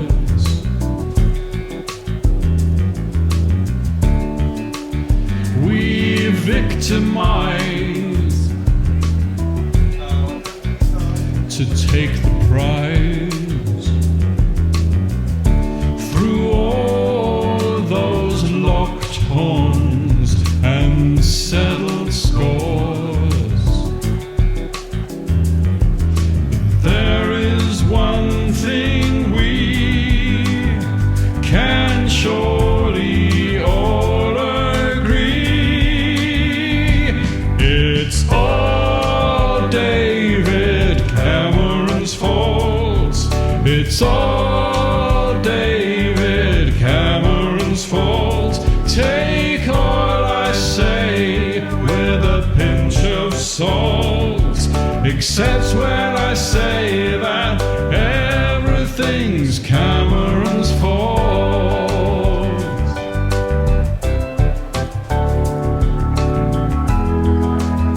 The thing you most regret is what no one will forget. Your best and shining moments, all forgotten.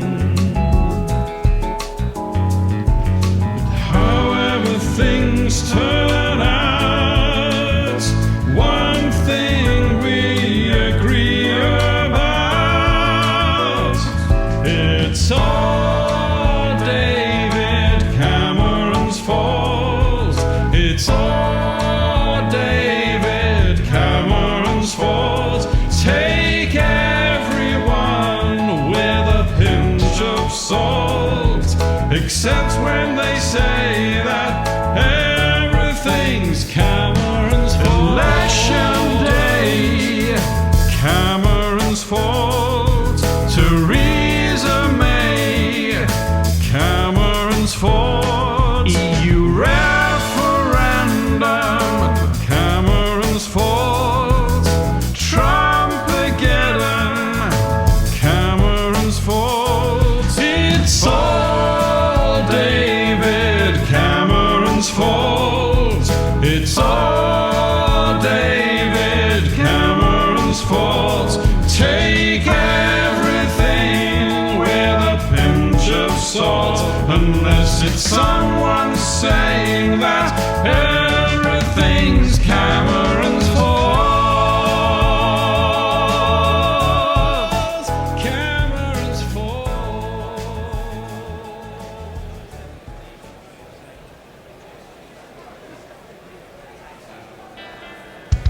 Everybody knows that young people never care about how the country is run. Everybody knows they're all just taking selfies, drinking and having fun.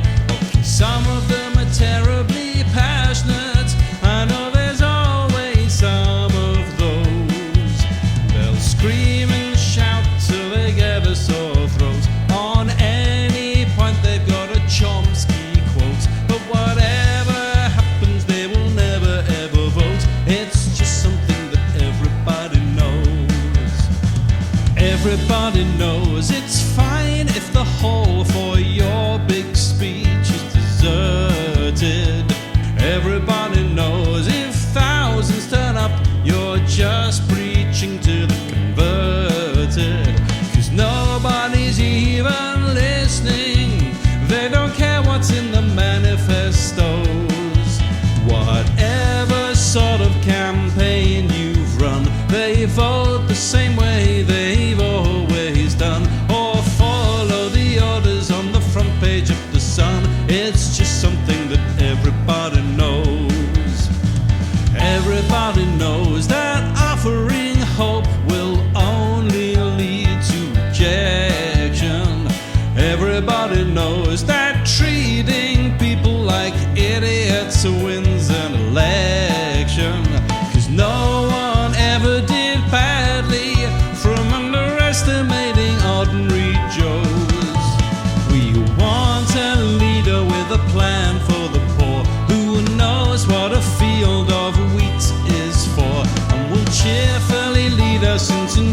nuclear war. It's just something that everybody knows.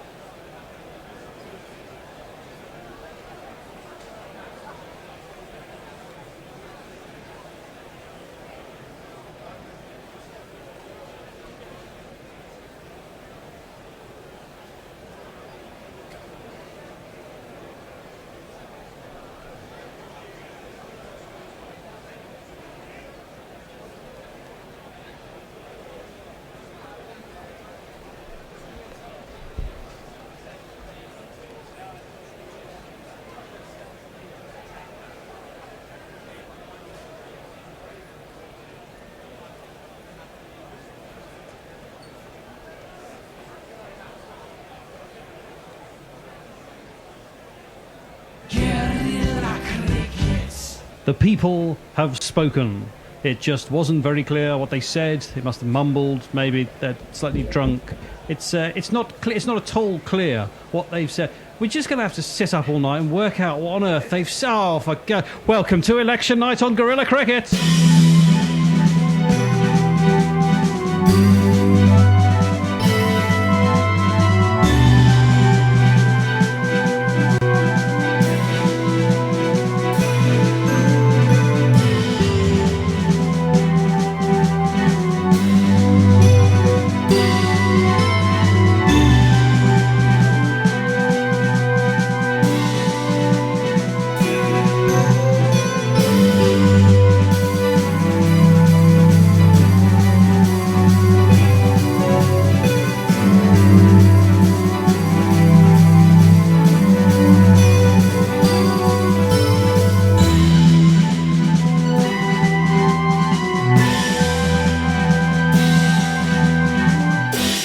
We are already looking at the first set of numbers for this election night, and the exit polls are already telling a dramatic story. But before we get on to that, let me introduce you to the first quartet of pundits that we have. Hello, good evening. I am Richard Dimbleby, but for the purposes of this, you can call me James Sherwood. Sherwood Jam on Twitter. You can speak to Guerilla Cricket on Twitter as well. Please keep doing that. There'll be loads of that. And the man who's going to be reading out the tweets as you send them in is Mr. Danny. Hello, Mr. everyone. Danny. Hello. It's my job to reflect how the electorate is feeling. Not just the electorate, but anybody listening across the world. Do get in touch on @Guerilla Cricket, and you'll make this show like you do with Guerilla Cricket as well. So do keep tweeting us. Guerilla, 1R as in cricket, 2 L's as in ballots. As you know. And to my right, the hostess with a fag in her hand. It is... What's wrong with the mostess? Well, because that's been said before. It is Katie Walker. Good evening. Good evening, good evening. Now, I hope that this election party, James, that you are really the host. You're the magpie anyway. You're running the show, albeit in someone else's desk. lives up to the last election night party I went to, which was at Henry Dimbleby's house. Where Here we go. basically... Right, if anyone's keeping score, that was the first name drop, but Okay. it will not be the last. We can absolutely guarantee Where that. basically, in one room, one living room, they had a big feed with his father on, and then Henry's business partner is Katie Derham's husband. Of course. So they had, she at that course he is. stage was ITV News, so she was Right. hosting the election night for ITV, and we had in the other living room, they had a big screen where she was on. So all I'm saying is that you've got a lot to live up to. And one quick word before we introduce our other esteemed panellists, and that is, what is it with the political women in Rolla Moray? Nicola Sturgeon, or at least the image of her in the studio there, was in a galaxy but with an asymmetric neck. And I see that Emily Matrix has also has also chosen Matrix. a Rolla Moray. Yeah, you know, Biddy Ed, that's a question for you. Can you say why political women are obsessed by the designs of Rolla Moray? As you will have noticed, one of the tasks that Katie Walker is performing for us is our fashion correspondent. We have another correspondent sitting at the microphone right now. He's the fourth, but by no means the third, of our quartet, and that is Mr. Chris Dealey. Good evening. Good evening, good evening, good evening. And you can tell from that greeting that he has three jobs. One, he'll be saying everything three times. Yes. No, please don't do that. And one of the jobs is cricket correspondent. So this is, of course, a cricket broadcast, as you'll have established from the name. But it's a cricket station, but it's a political broadcast. So we do need to maintain a cricket angle at all times. So at any point where there is a cricket angle, then I will be going over to Chris. Chris will wave at me to tell me that there's... You don't need to know that. To tell me that there is a cricket angle, and we will find out the cricket. So we're trying to make sure that no cricket angle passes unremarked during this broadcast. And if you think Chris has spotted one, what better reason to tweet in to us? Admittedly, we don't have the sound on, so we can't hear what Jeremy Vine is saying, but I think it's fair to say... What is that supposed to mean? What is that supposed to mean? What is that supposed to mean? What is that Very supposed much to like mean? Super Mario commoners, isn't it, a little bit? No, you know what it reminds me of? It's slightly a bit like The Walking Dead, except they don't look quite as so gruesome, but they all look like zombies. Are those real people? I think they have possibly... They seem to have borrowed the Doctor Who effects department's budget. I think they borrowed the Doctor Who effects department budget in about 1985. Yes. We should cover what the exit poll is saying, which is quite dramatic news, really. They have the Conservatives on 316, which I think is considered... This is obviously projected seats, considerably more than any of the polls were saying. Labour on 239, which is well below. So there's supposedly the idea that the Tories and Labour were neck and...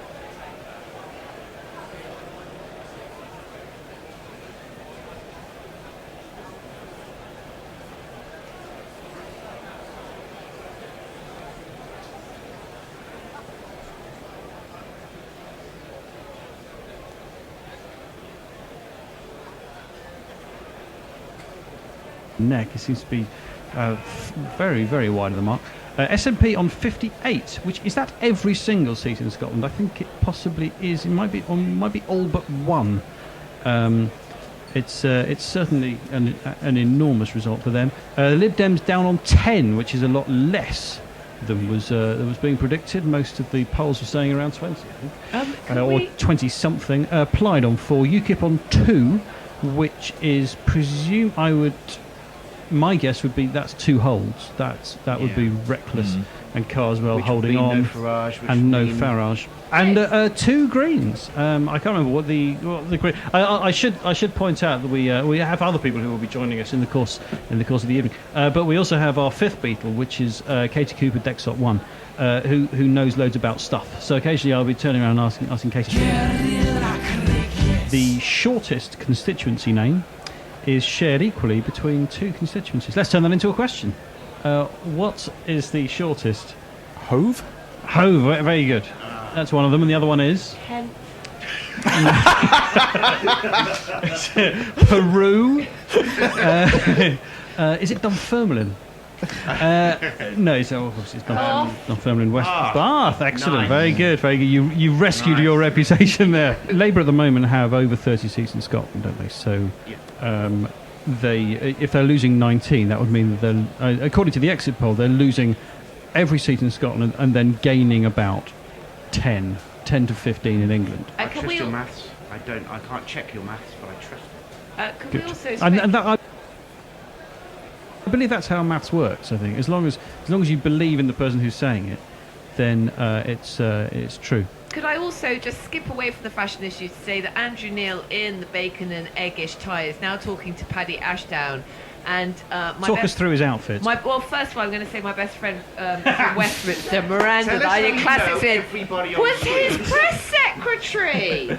Seriously, Miranda Reed. She was his press secretary. No, and you, all listeners, you will know Miranda because she represents the Lib Dem voice, or has been doing so, on Newsnight with Danny Finkelstein for the Tories and Campbell Claret, Alistair for Labour. And Miranda represents the Lib Dems, and she's an extremely good friend of mine. And I think she might be on the ITV coverage, possibly. Possibly, yeah. She's got great blonde curls. We've just had the quote from Nicola Sturgeon saying we're treating the exit poll with huge caution. Apparently, Paddy Ashdown has just said if the exit poll is right, he'll eat his hat. And Katie, what a lovely hat it is. Extremely nice. Morley and Outwood in West Yorkshire, Ed Balls' majority in 2010 was 1,101. A lovely figure for all you binary fans out there. Craig McDonald says that exit polls are suggesting name drops will be much higher than predicted. We were predicting pretty high. I'd imagine. Oh, we were predicting pretty high. You had no idea. Harriet Harman is now on our screen. I work with her nephew Joe at All Out Cricket. Harriet Harman was on my ballot paper this morning, and I can reveal that she doesn't live in the constituency. She lives in the next one. When you say she was on your ballot paper, all over it. How did you have to just I had to otter down? Yeah, I just so had to push her gently. Yeah. Well, I sort of tempted her off with some Turkish delight.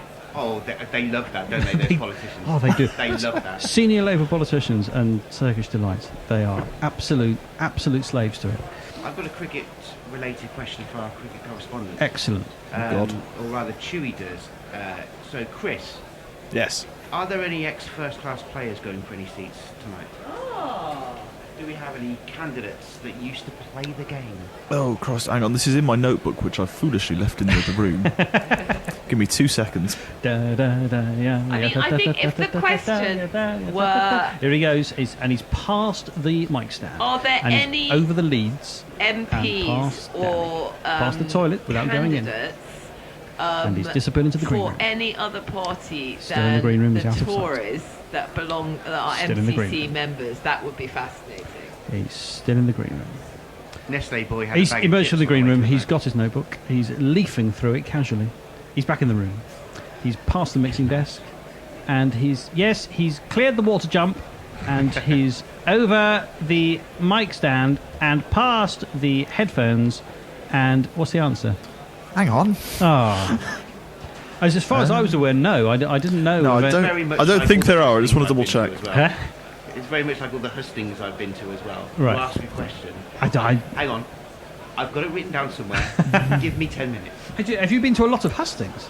I haven't. I was just, Oh, what a shame. Oh, I was in the place. Oh, well, Danny, I'll ask you again, and this time say yes, and then make a load of stuff up. Yeah, okay. So, Danny, have you been to a lot of hustings? Yes, I have. Oh, great. We'll ask you about that later on. Chris, We almost have one. Oh, yes. Ian Austin. Very good. Ian Austin MP, MP Labour for MP. Dudley North. Dudley North. Matthew Fleming. I've got the right name, haven't I? Yeah. You In do. England. Do you play Fleming? Briefly. Who? Damon Fleming? Matthew Fleming.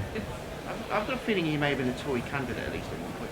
I may be making that up. So I'll have a look. Matthew Fleming. Was it Dudley North or Dudley South? North. Dudley North. Where there was a Labour majority in 2010 of 649. So we'll be looking out for that at 4 a.m. Can we Now, Google at all how many politicians are members of the MCC and whether any of them aren't Tory?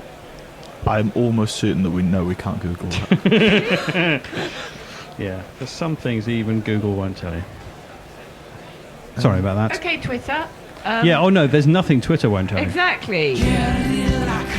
in one of the very important seats, although if the exit poll is correct, which I think is probably going to be the phrase of the first 2 hours of this broadcast, if the exit poll is correct, then he should be fairly safe, because it was a very narrow Lib Dem majority in 2010 of 269, and the Lib Dems are predicted to melt down. This is the constituency in question is Dorset Mid and Poole North. And the Conservative candidate is Michael Tomlinson, who hopefully we'll be speaking to in a couple of minutes' time. At this point, you could definitely turn back to the presenter, James Sherwood, and say, "Still 0-0, James." It is still, well. It's a multi-party environment, so Another it's half hour. It's still 0-0. still 0-0. Hello, is that Michael? Speaking. Hello, Michael. Oh, the technology is working. It's James Sherwood here, and you are live on Guerilla Cricket. Welcome. James Sherwood, thank you very much indeed. Is there anything particularly for the cricket fans hidden away in the Conservative manifesto that we might not have spotted? Well, there's funny you should mention that. There was nothing expressly set out there, but I think there is a strong platform, and perhaps I should have put this out a bit more, about Dorset being a first-class county. It wasn't part of my manifesto. I wondered if you might go there. But it wasn't part of my manifesto, but perhaps it should have been. Yeah. And maybe later on this evening I'll be regretting not having put that as part of my 6-point plan. Just as long as you don't get rid of any of those under threat in the Midlands. Now, hopefully you can hear Katie. Could you hear Katie just then talking about other? I could hear something about the Midlands. Is that right? Well, it's just they're always trying to get rid of Leicestershire and Northampton. And Northamptonshire is very close to Katie's heart. Exactly, and I don't want Dorset kind of taking our place. So if you're a Northamptonshire fan, you live in constant fear of minor counties. It must be the strangest possible life. You must get into some strange conversations. Was there anything you walked away from thinking, I really shouldn't have said that? What was the worst thing you said to a constituent in this campaign? We're very, very polite on the doorstep. I mean, even when the door's being slammed in your face, you say, "Oh, thank you so much for engaging with me on the doorstep." You don't really have a chance to finish the sentence, obviously, because the door has been slammed. But it's been a funny campaign. Very few doors have been slammed in my face. You must be enormously disappointed. No, not totally. But just because people are polite to you doesn't mean doesn't mean they're going to vote for you. What was the worst thing that happened to you on the doorstep on this occasion? I run a pub-themed campaign. One of our aims is to have pub and policy events where people can turn up, have a drink, and discuss whatever issue they want to discuss. Unfortunately, one of the pubs we selected, by the time we got there was a massive Lib Dem, and the Lib Dems are the incumbent MPs, our main opponent. There's a massive Lib Dem sign on this pub. And the pub itself had closed for refurbishment. So that was a rather disappointing pub and policy event. And the phrase "put up in a brewery" was certainly mentioned more than once that evening. Are you suggesting? I think that was a particular highlight for me this time round. Are you suggesting there's any link between backing the Lib Dems and going out of business?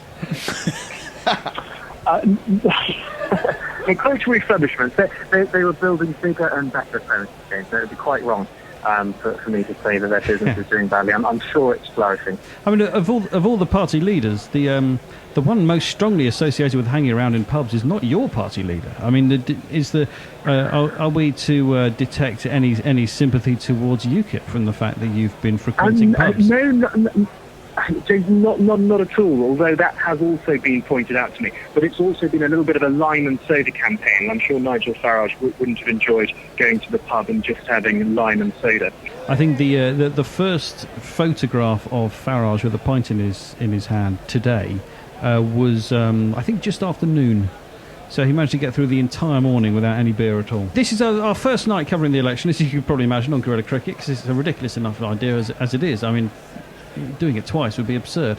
All the election nights that you've watched in your life, sat at home with the telly on and the blackboard up, how many? What's your favourite moment People are making faces at me for using Sounds like a typical house. for using Telly the on, for black using border. black border. It's I'm actually using an analogy from my own childhood, but yeah, if it was just one moment in elections of bygone moments that have popped up on your TV screen on election night. What's your favourite one that ever happened? Well, I'm very young in years, James, very inexperienced politically. I can tell you political disasters. My first election that I was entitled to vote in was the '97 campaign, and of course that didn't go particularly brilliantly for my own party, the Conservative Party, and that was more of a night of misery rather than a night of joy. So I'm afraid '97 sticks out, but for all the wrong reasons. You must be particularly looking forward to the events of tonight, if the exit poll is correct. I'm now currently using the phrase "if the exit poll is correct" more often than Katie's dropping a name. So we wish you the very best of luck in Dorset and Dorset Mid and Poole North. According to my Rolodex, we're expecting the result at about 5 a.m. Is that what you're expecting? 5 a.m. is where the smart money is. I put money on 5:45. But I think it could be a shade earlier than that. Right. Well, PA was saying 5 o'clock, but I understand YouGov was saying it could be at 25 past 11. Michael, thank you very much indeed for joining us. Very best of luck. That was Michael Tomlinson, who I thought was good entertainment. I mean, the first couple of answers were with a frankly boycott-esque straight back. The fastest it's ever been was about 45 minutes. Bruce in Sunderland, as you can see on the left, which looks a lot like Crufts at the same time in the election count. Yeah. There's a lot of green on the floor. That's a good job. If you're going to be a roving reporter, Sunderland is the job to have, isn't yes. it? Because you do everything in the first hour, and by midnight you are absolutely plastered. I assure you, Fiona Bruce will be senseless by the time the midnight chimes. Gary Naylor says his favourite moments from election history is Jimmy Goldsmith chanting "out, out, out" to David Mellor in Putney in '97. That was absolute insanity. That It one. was. Not because then Mellor screamed at him, "Up your hacienda, Jimmy," a phrase which made no sense then, and it makes no sense now. Do you want me to clarify? Yes. Okay. You know that the Goldsmiths have properties in Mexico. Spain Everywhere. and Mexico, particularly. Exactly. Yeah. But no, it's still even if you spend most of your year in Mexico and are therefore tax resident there or something like that, then the phrase "up your hacienda, Jimmy" makes no sense at all. Now, what I should do with the cards from my Rolodex is put them in piles so that we start with a Labour pile and so on. So Houghton and Sunderland South. Well, shall I put the Labour pile slightly closer to this open can of Cronenberg or near that closed can of Cronenberg? Closed can. The closed can. Okay, that's the Labour pile there. Well, it's a clear lead for Labour there. Lib Dems 791. Wow. And I don't know how that corresponds to last year. Can we get 2010? That's extraordinary. 2010 Sunderland South. Got the numbers. Lib Dem candidate last time in this seat got 5,292 votes. And 791. So the UKIP candidate, same man, last time out got just over 1,000. This time, north of 8,000. Nick Barlow on Twitter, not to us, but I've seen a tweet saying this is the first Lib Dem lost deposit at a general election in 10 years. I know Nick Barlow. Let me. Of course you do. I do. Liz Duncalf says Katie name dropped. Take a drink, people. Oh yes, there is a Guerilla Cricket drinking game which go and check out Liz's Twitter. It's at Muffin Nuffin. She's got the link on there. I'm on the red wine tonight. I've brought a bottle of red wine, but to be politically neutral, I've also bought a bottle of Blue Wicked and, and some piss. Do the party leader you know least well? Probably. Leanne Wood? weirdly. Oh, I see. What? Are there any? I thought. Okay, of those you know, three. the one you know the least well. Let's do that one first. Probably, weirdly, the one that I actually know the least well is Cameron. Yeah, weirdly. That is weird, isn't it? Isn't that weird? But my connection is pretty good there in the sense that Harry, that I've introduced all of you Guerilla Cricket listeners to. In fact, I think Jane Francis bought his book about English windowsills. He also wrote a book called How to Be a Latin Lover, and he appeared on Guerilla Cricket and is really fantastic. He's Cameron's cousin. Right. I was also at... It seems improbable to me that the same author has written a book called How to Be a Latin Lover and English Windowsills. No, it's true. It seems like he may have used... It seems an unlikely No, I'll CV. tell you why it isn't, because he's a classicist. Yeah, Cool. that's what he studied at school and university. And then he went on to basically have a career where he could write about anything that interests him. And I think that just like we find there's a lot of overlap between And Test English cricket. windowsill is interesting. Well, English architecture does. There's a certain type of bloke, that just is obsessed by architecture. And let's be honest, we all want to be that bloke. We should talk about Kirsty Walk's outfit because Well, as you far should, as yeah. I'm concerned, she's got the outfit of tonight, and so far anyway, and I don't If the exit polls are correct, then. I don't always like her sartorial choices, but A, she's had a very good blow dry, and B, I like the fact that it's a red. Calm down, calm down. Just take a swig. How old are you? How old are you? Danny, just have some more Blue Wicked and calm yourself. All right. And it's fantastic because it looks as though it's a red pinafore over a navy blue sweater, but it looks rather sort of military or Swiss Guardish. I just like it very much. Is it? Oh, is that blue? It looks black to me. Yeah, no, that is definitely navy blue with if anything, it looks slightly purpley on the screen. Does that look black to you? Yeah, Oh my most things God. look black to me. No, Do you know the that- microphone looked black. It looks Yeah. slightly it looks bluier. different. Yeah, Do you contrast know the that- two. Yeah. Did you know that I'm learning a women lot. pick up? In fact, they pick up like degrees of colour so much more better than men do. Generally, I've done a test on that, and I'm in the reasonably Are you in the high high, woman, like women, yeah. reasonably Really? high woman rating Right, for being yeah. able to pick out distinctions of colour. Yeah. Because, I think there's a slightly different thing at play there sometimes, in that I think men categorise colours. So they will say, even if you can tell the difference between a vermilion and a crimson and so on, Yeah. they are. If you're a man, all of those are basically reds. Steve George And thinks it's not wrong to call them reds because they're in that bracket. Steve George thinks Kirsty looks like a dinner lady, and I'm with him, to be honest. Yes, no, she definitely does. Because I of can the see- pinny. I like it. I know what you're saying, but I like I see it. the Swiss Guard element, but I can also see the tabard quality to it. There's another question we definitely need to put out to the Twitterati, which is how do you mend Katie's cooker? Because I've brought pizzas and it's not working. Muffin Nuffin has said Katie judging BBC journalists on their fashion choices has gone on the drinking game.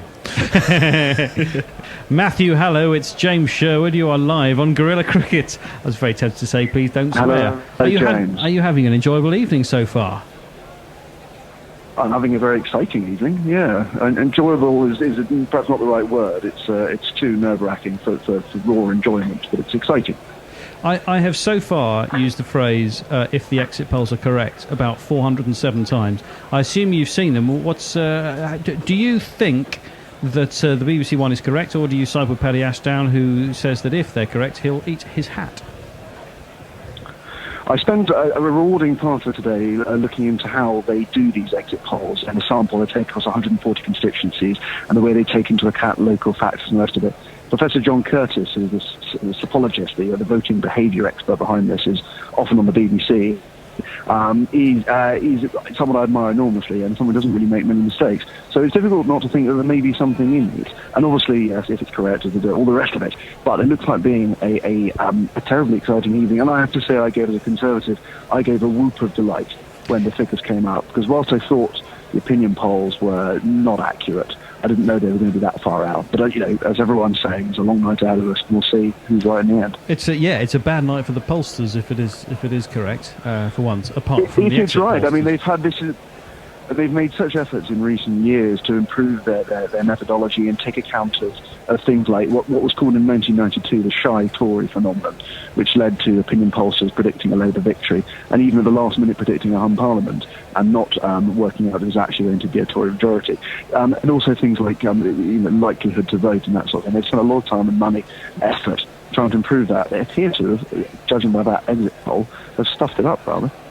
And in your seat, you must be particularly heartened to see the dreadful exit poll performance for the Lib Dems, who are the incumbents in Carshalton and Wallington, and the people you have to beat.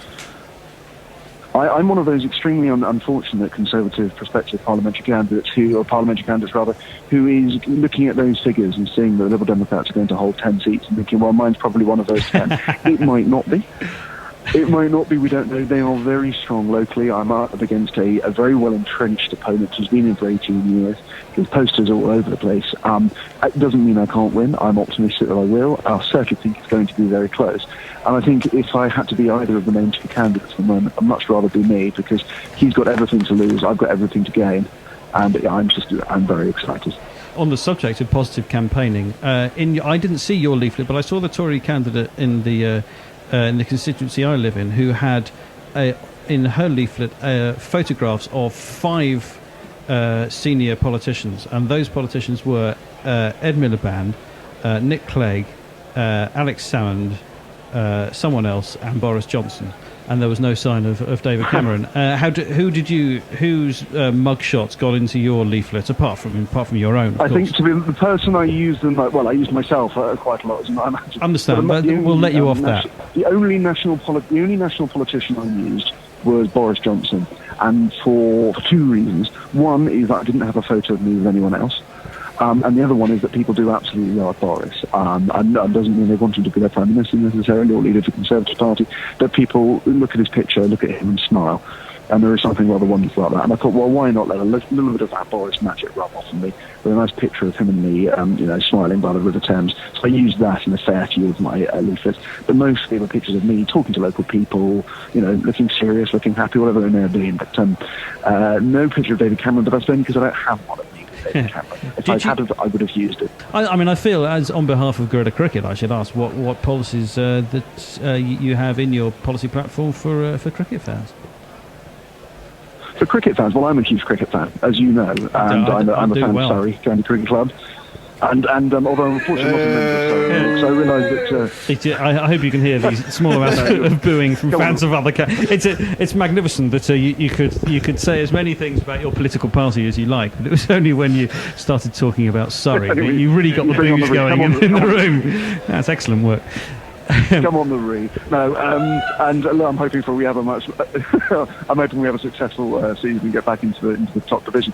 But for cricket fans, I don't know. Like everyone else, people want secure employment. They want more money in their pocket. They want good healthcare, good education. All these things. Cricket fans want these things too, don't they? Yeah. In terms of specific cricket policies, I don't think it's the government's job to get too involved. I think, although if it were, maybe. Oh yeah, Casey's asking whether you would put KP back in the... I think we may be able to get an answer that's along the lines of separations of powers, but here we go. Yes, Matthew, would you put KP back in the national team? You're being asked. You're a big fan. Stop shouting at them. Do you know Kevin Peterson's middle name was Peter? There's a little trivia for you. Yes. I don't know what his parents are thinking, but there we go. I have travelled across the world and queued up in the mornings just to make sure I don't miss a single ball of when Kevin Peterson bats. I think he is the best batsman that we've ever had, and I think it is shocking that they weren't able to manage him well enough to keep him in the team. Of course, to put him back in, I think he has to prove his form, and he has to prove his willingness and hunger, all those other words. And I think he's going to do that at Surrey. Oh, well, he's going to do that at Surrey, and he's going to do that. And I tell you what, you may not be all Surrey fans. If you go down to the Oval and you watch our middle order, you can watch Kumar Sangakkara and Kevin Peterson bat together. I mean, that is worth any admission price you like, surely. That is our greatest batsman and the world's greatest batsman at the crease together. That's as good. That's even better than that exit poll. I mean, I'm not saying that you lacked passion when you were talking about the current Conservative manifesto, but I think when you got onto Surrey's middle order, we even over the phone. Did it go up a gear when you asked me about cricket? We saw your eyes light up. I remember it. Yes. I should inform the listeners and the other people in the room that Matthew and I worked for the same PR company nearly 15 years ago, because we're both frightfully old. And is it that long? Doesn't time fly? Yes, the company no longer exists, but I'm proud our friendship exists. Yeah, I think even the company that bought them out doesn't exist anymore. I'm not surprised. I do remember a conversation we had in which I absolutely refused to believe that certain leading cricketers were Conservatives, and you absolutely insisted that they were. And I think I had to physically prevent you from ringing Somerset County Cricket Club to ask them who Marcus Trescothick voted for. You insisted he was not a Lib Dem. I did call Somerset County Cricket Club, and they went to try and find him, but he wasn't around. But they did a bit of a straw poll of the staff there, and they said that they thought, knowing Marcus as they did, it's unlikely he voted. That does ring a bell. But so there we go. I don't know if that's still true, but I did actually call them about that, which I can only apologise for them. They probably had other things to worry about. But, well, if I can maybe leave you with a final question in which you may be able to show the same amount of glee that you brought to Surrey's middle order, to comment on the rumours that Ed Balls may be in trouble. And maybe his 1,101 majority. He came close to losing his seat. It was a redrawn seat, I think, Morley and Outwood, or his old seat got abolished, in fact, and it was a new seat created. And he came in about 1,000 or 1,050 votes of losing last time. We've got an extremely nice, good, talented, hard-working candidate there called Andrea, who is, has been given a lot of support by the party, because we believe we can give for Morley and Outwood someone a little bit more about them, really. But we'll see. I don't know. I think it's one of those rumours that an awful lot of people think is rather fun. But I'm sure that Ed Balls, who is, whatever his thoughts may be, is he's an extremely experienced campaigner, and I'm sure that will be a very close result either way. I hope very much that it's true, but I think that's probably at our upper end of our expectations. But then our expectations have just had their upper end, increased somewhat. So. Matthew Maxwell Scott, Conservative candidate for Carl Shulton and Wallington, thank you very much for joining us on Guerilla Cricket. Thank you for having me. Just to say that it's our first view on the TV of Sophie Rayworth, and her daughter goes to school with my niece. Excellent. And what about her coat? Now that's pink. What colour is it really? Yeah, no, that is pink. I mean, obviously leans a bit more towards red, but I'll give you a sort of as opposed to all those pinky blues. Yeah, that lean towards lilac. Exactly. I'd say it's got a tiny touch of coral in it. Knuckles crazy, UKIP countdown. Knuckles crazy, UKIP countdown. Knuckles crazy, UKIP countdown. Knuckle Pandy has joined us. Knuckle, hello. Hello. It's good to be back. It's lovely to have you here. Now, how long have you been a fan of UKIP? I wasn't a fan before I started researching them, and it's fair to say I'm even less of one now. Okay, well, I mean, to show balance, we're going to take you through some of the slightly crazy things that UKIP candidates have said, as well as the totally batshit things. So these are statements made by current UKIP candidates who have not been deselected. So none of these 17 UKIP candidates who managed to get themselves deselected by saying ridiculous things are on this list. Do you know what the score is for any of the other parties, for how many got... I mean, imagine UKIP are in a significant lead. I would imagine so, yeah. Well, no one's bothering to write reports about the rest of them, so that would tell you a lot. Let's start at number 10 with the least weird quotation from a UKIP candidate. This is Peter Dull, who is standing in Feltham and Heston.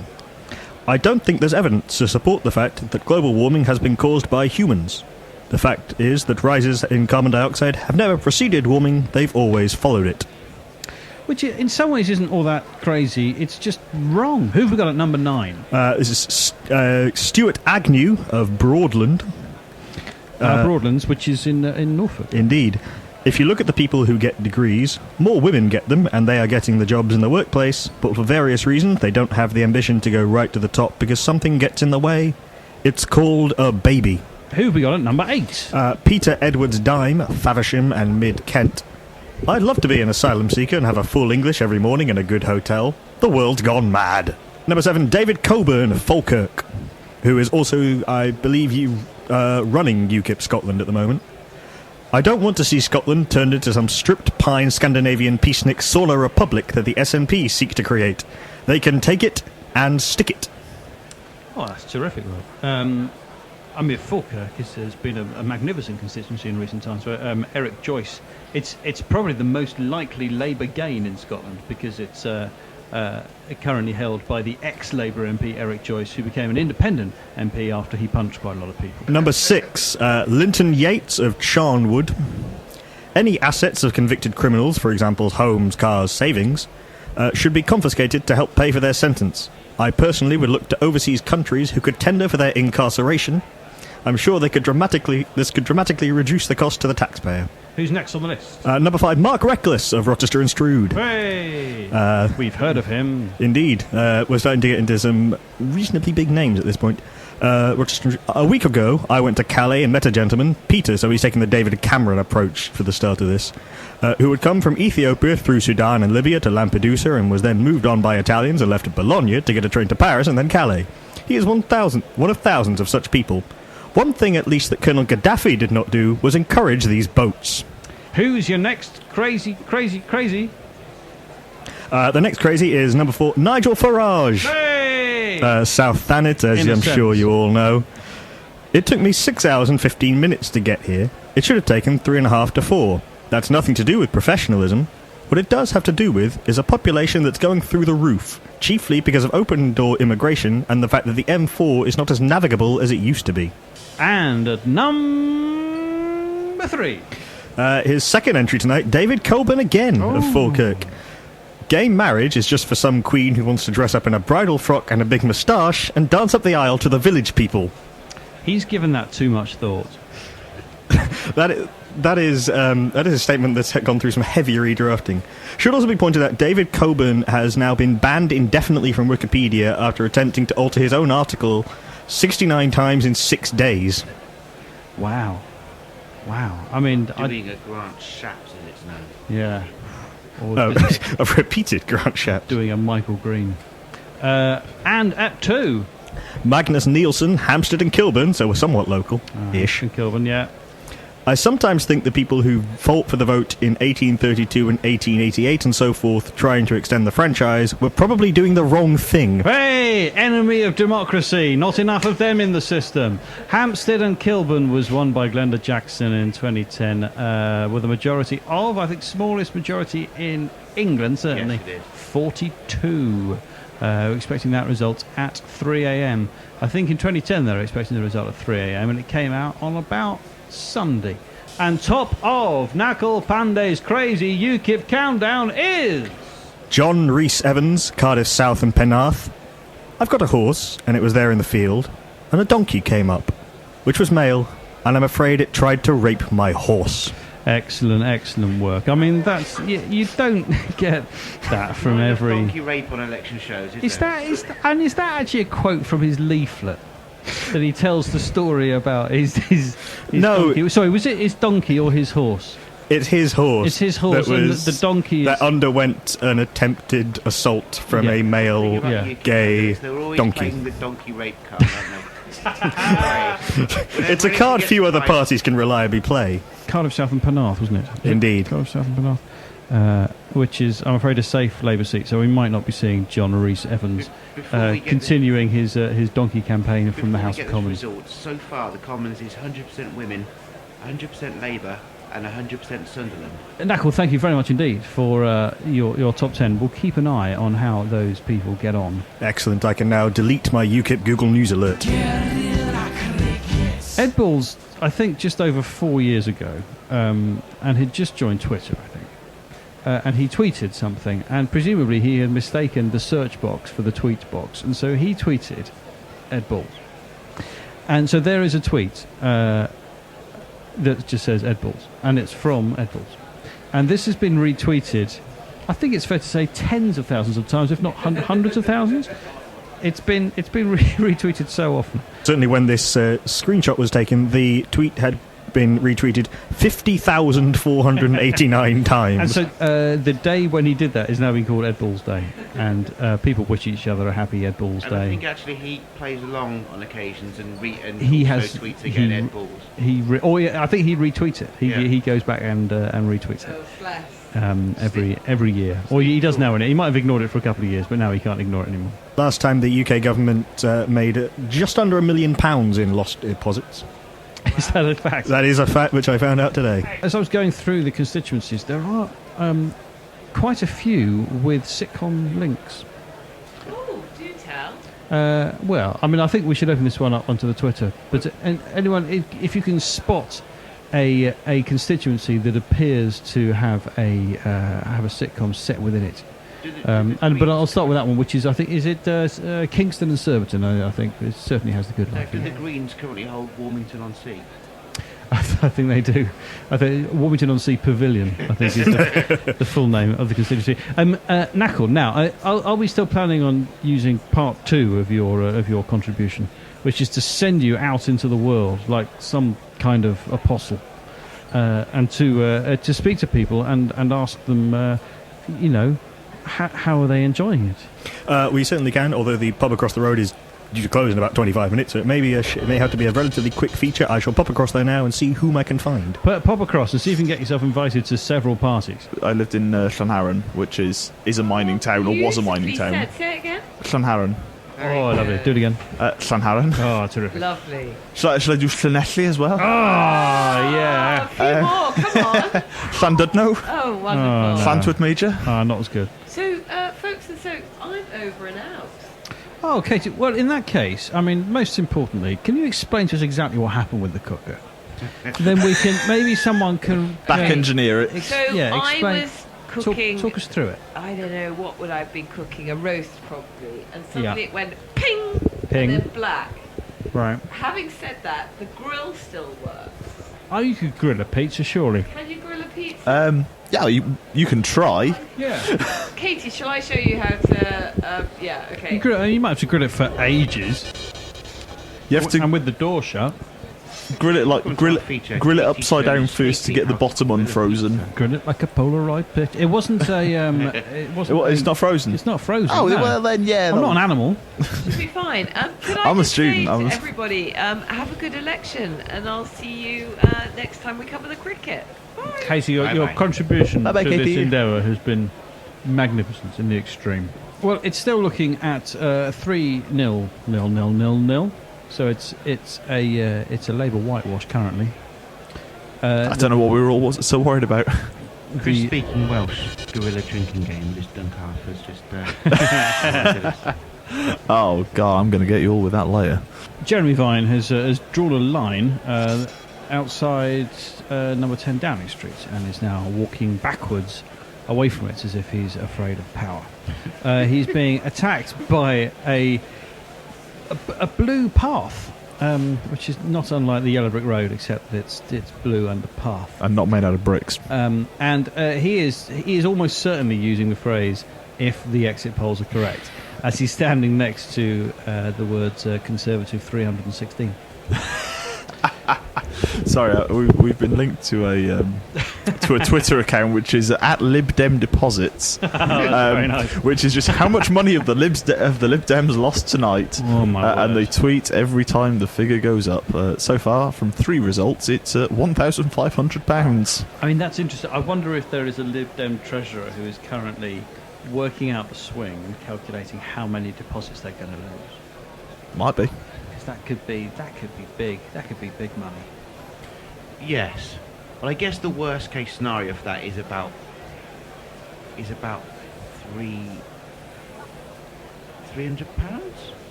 No, 3,000. That's £3,000 is them not getting their deposit back in 6 seats. Times 500. I mean, obviously that's not good. 150 times 500. 500 times 650. What, 30-something thousand? I say 500 times 600. It's not going to cripple the party, is what I'm trying to say. It's a big number, but yeah. So if it's 500 in 1, then it's 5,000 in 10, and it's 50,000 in 100. Yes, it's getting bigger and bigger. If they lose their deposits in every single constituency, it's £325,000. Wow. Yeah, which is not a totally ignorable amount of money. It's a reasonable amount of money. Yeah. No. I did a year and a half of a maths degree and I still bugged it up. I think a Twitter category we need at this point is silver linings for the Lib Dems. Jane Francis says, no more sofa, Katie. Sobriety levels increase among those playing the drinking game. Scott replies, but the introduction of Norcross later will speed things along again, I imagine. Yeah, shall I find the rules for the drinking? Find the rules online. Yes, I'll find them. The description, what is it?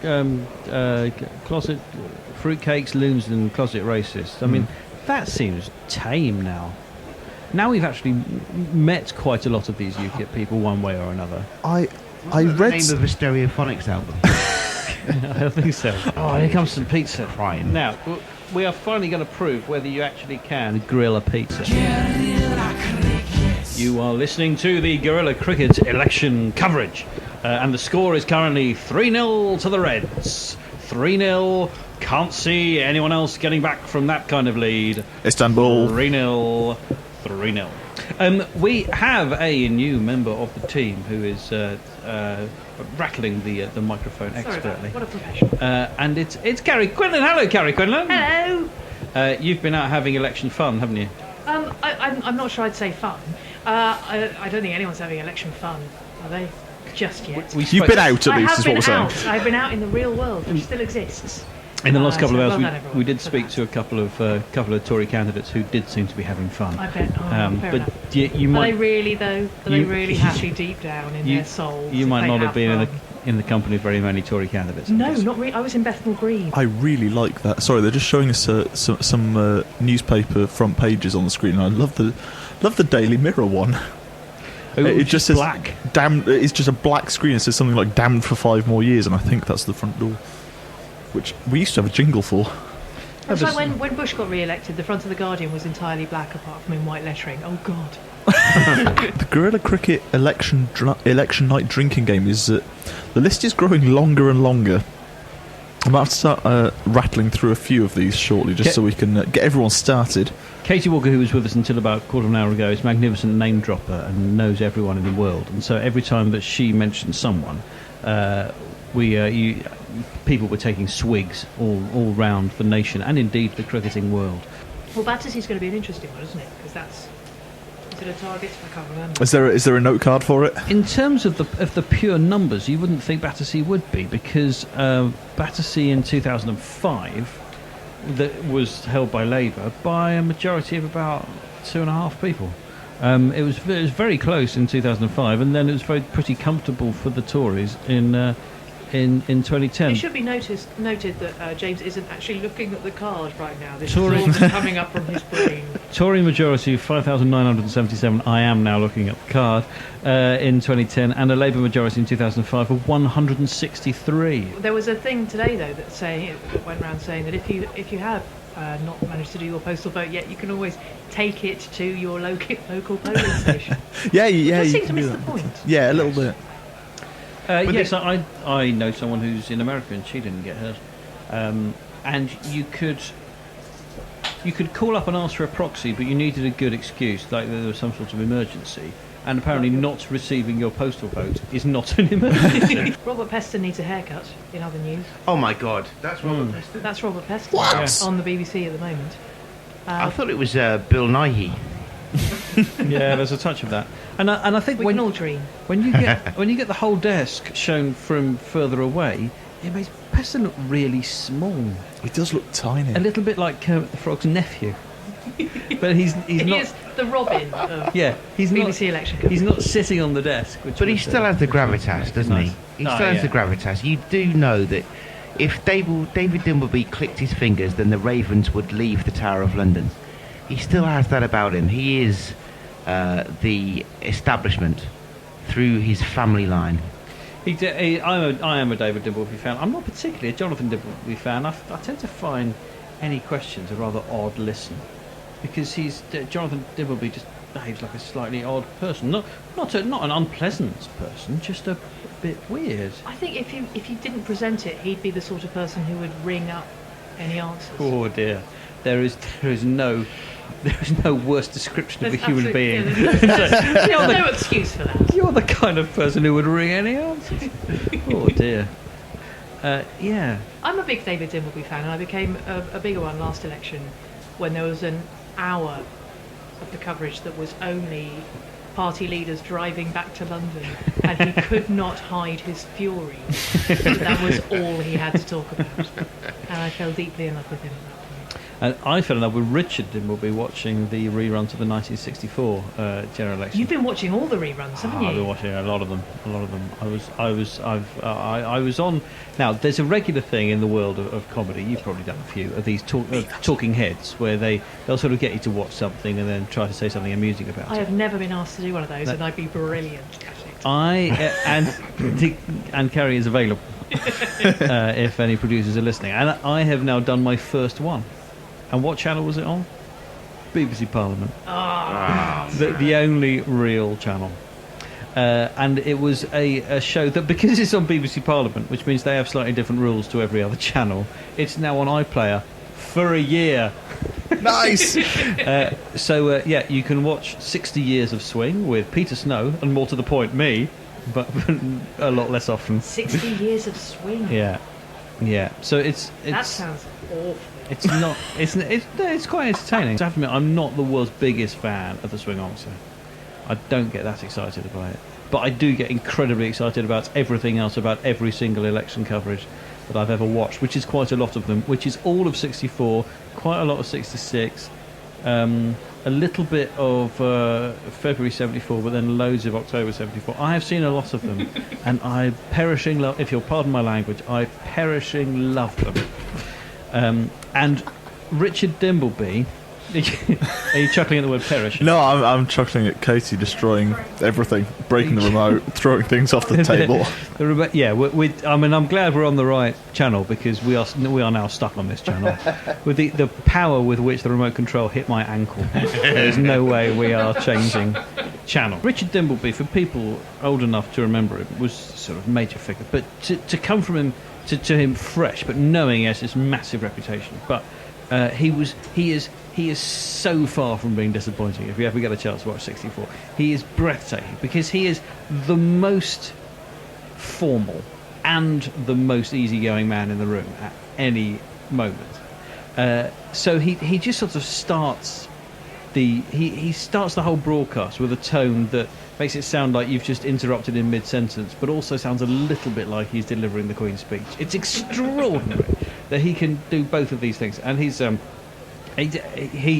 best you'll ever see. He's absolutely incredible. So it's like he's sentencing someone to death while pulling his trousers up at the same time. Yeah. All of those things. He's amazing. I just want to do something in my life that gets me described like that. And that's everyone's dream. My favourite moment in any election I've seen, which, as we've established, is many, many, many hours of television, is the bit where it cuts back to Richard Dimbleby, and he says, "Oh, you just caught me having a sandwich," and pizza, which is Italian. We need a quick description from everyone of Yvette Cooper's face right now. I'm going to go with not happy. Anyone else? Come on, let's have a few more. Irked. Yeah. Mildly irked. She looks like a woman who's been married to Ed Balls for many years. Is anyone else not particularly enjoying this garlic bread, which I think I provided? Really? I thought it was brilliant. Really? Yeah. Because, garlic when it goes in, yummy. Garlic when it comes back out again, yuck. And it's like they've gone with the second taste first. So maybe the burps are going to be say when it comes delicious. back out again, you do mean burps. I mean burps, yeah. I'm the posh correspondent. Keeping things noble. Chris, you're going to work through the drinking game list of things that happen, and which mean you should take a swig. Yes. So do take a note. Piss heads everywhere. So obviously we've had Norcross does borderline offensive or racist celebrity impression. Yeah, we'll get to that later. I mean, to be fair to Daniel, that hasn't happened yet. But to be less fair to Daniel, he's not been on yet. It takes a special kind of racist to be racist without actually being on air. Finish your drink if Farage admits he's lost and resigns live on TV. Oh, okay. Katie judges newscasters on their fashion choices. We've had that. We've had a few of those, yeah. Candidate on the phone supports a controversial county cricket team. Right. This was written after we spoke I to Matthew suspect Scott, I suspect that was written afterwards. The Carshalton and Wallington candidate, who's a big Surrey fan. Which is just Well, you would be in Carshalton. unforgivable, frankly. Yeah, but I can confirm he was a Surrey fan even before that. He did refer to Surrey as the Ree, as in no! Come on the Ree. Come on the Ree. Yeah. I played for Surrey under 16 girls. Oh, did you now? Yeah. When I was under 16. And girls. And a girl. Sorry, I've just glanced up at the screen as it says Labour Battleground Attack Sherwood. Yes. So I don't know if that's an instruction to us or. Mark says no more drinking games. It's 9:16 a.m. here and I'm fucking munted.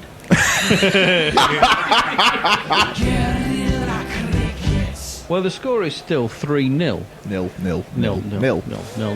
Here on the general election.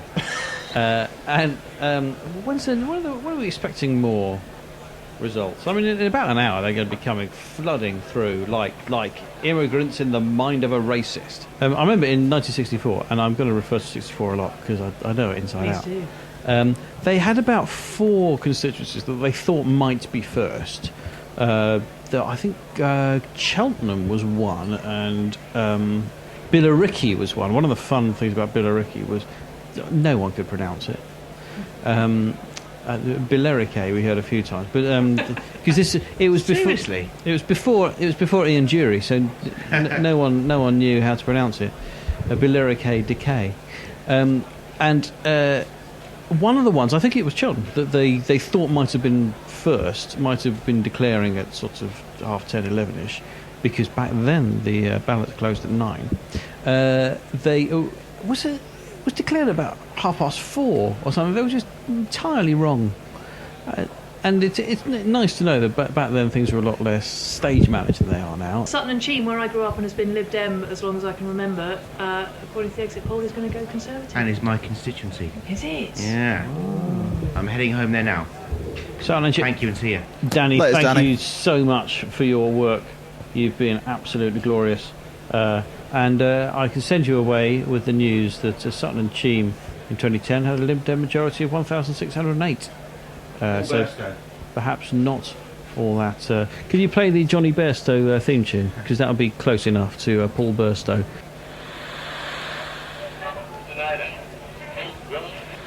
Johnny Best is smarter than the average Besto. Johnny Best has been this good since daycare, so all put on your wigs and let the crimson hair flow. I want the Pope to give him his own large prayer. Oh, he can hit the 6s, although it's so dark. He'd even run a 10 at Bradford Park Avenue. No other Yorkshireman can compare. I tell you, Johnny Best is smarter than the average Besto. A little tribute there to outgoing Lib Dem MP for Sutton and Cheam, Paul Burstow. We're joined now by Knuckle Panda. He's been on his trip. He went over the road to the pub, and as far as I can tell from the fact you're here, you did not get invited to any election night parties. I did not. I can report it is a safe Tory pub. Ah.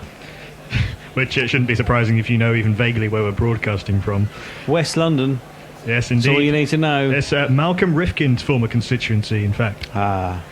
Before he tried to sell Parliament to the highest bidder, whilst claiming he didn't have an actual job, as I seem to remember.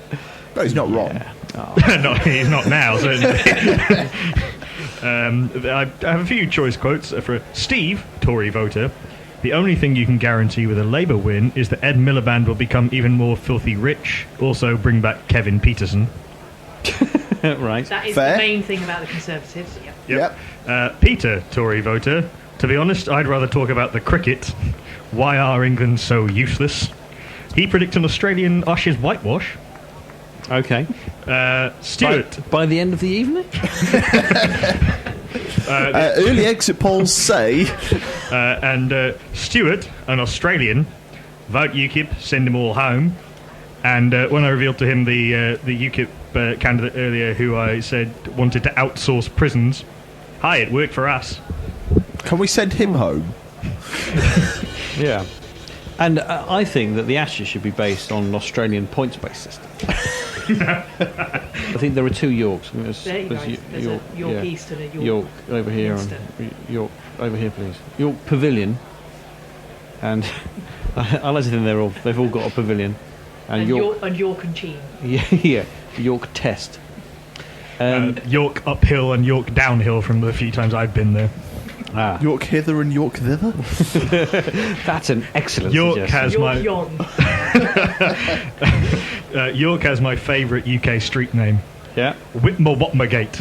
Oh, that's good. That's good. Oh, there are actually hither and thither isn't that far out. The 2 Yorks are York Central and York Outer. I like that.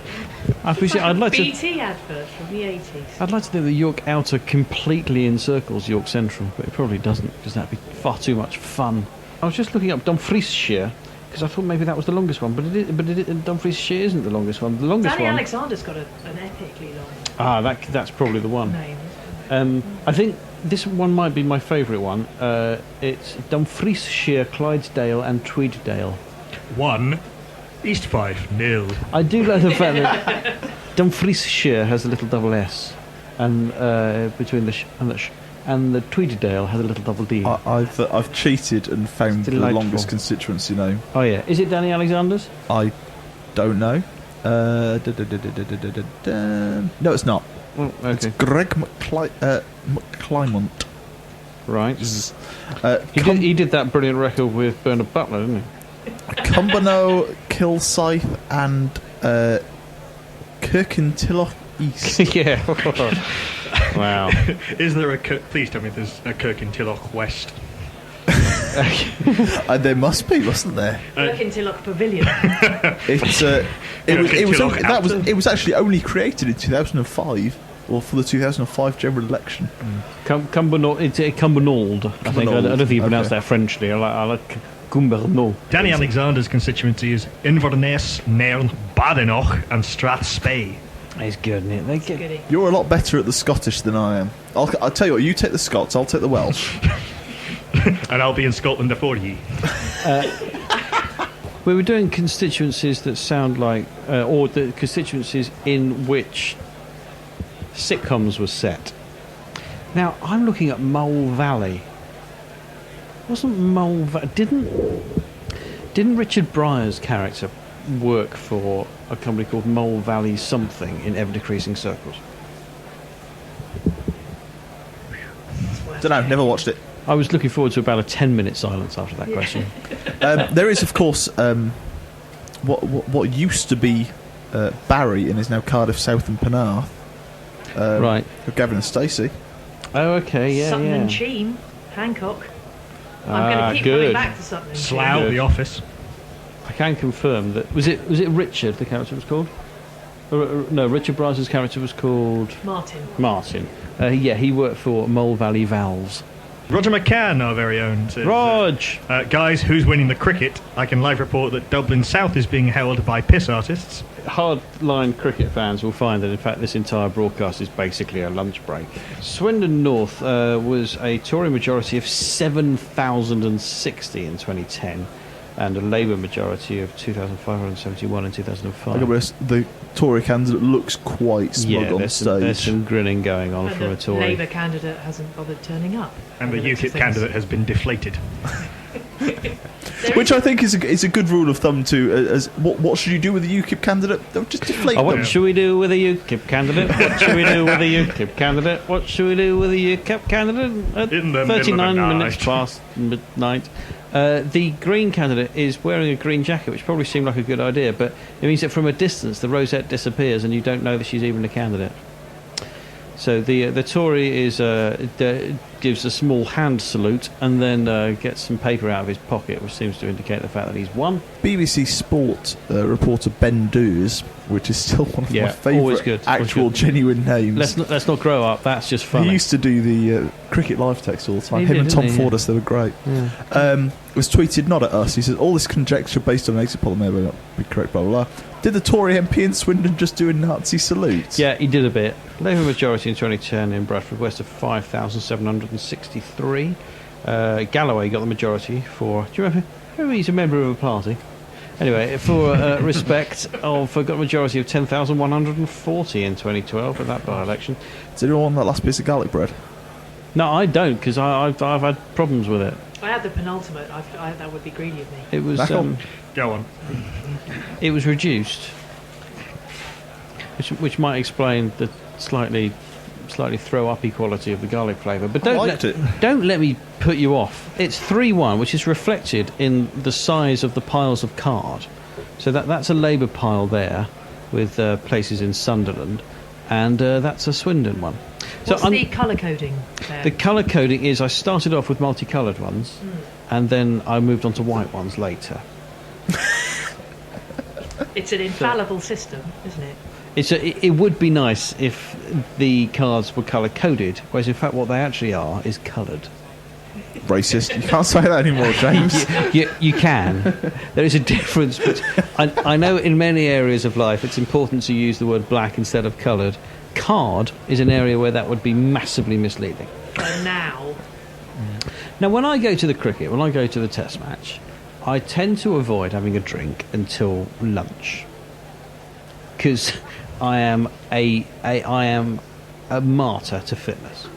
So and I'm kind of doing the same thing here, but I can't quite decide when lunch is. And I have a feeling that out of 650 seats, after we've called 4 of them, that is not lunch. It's been nearly 3 hours, though. It has.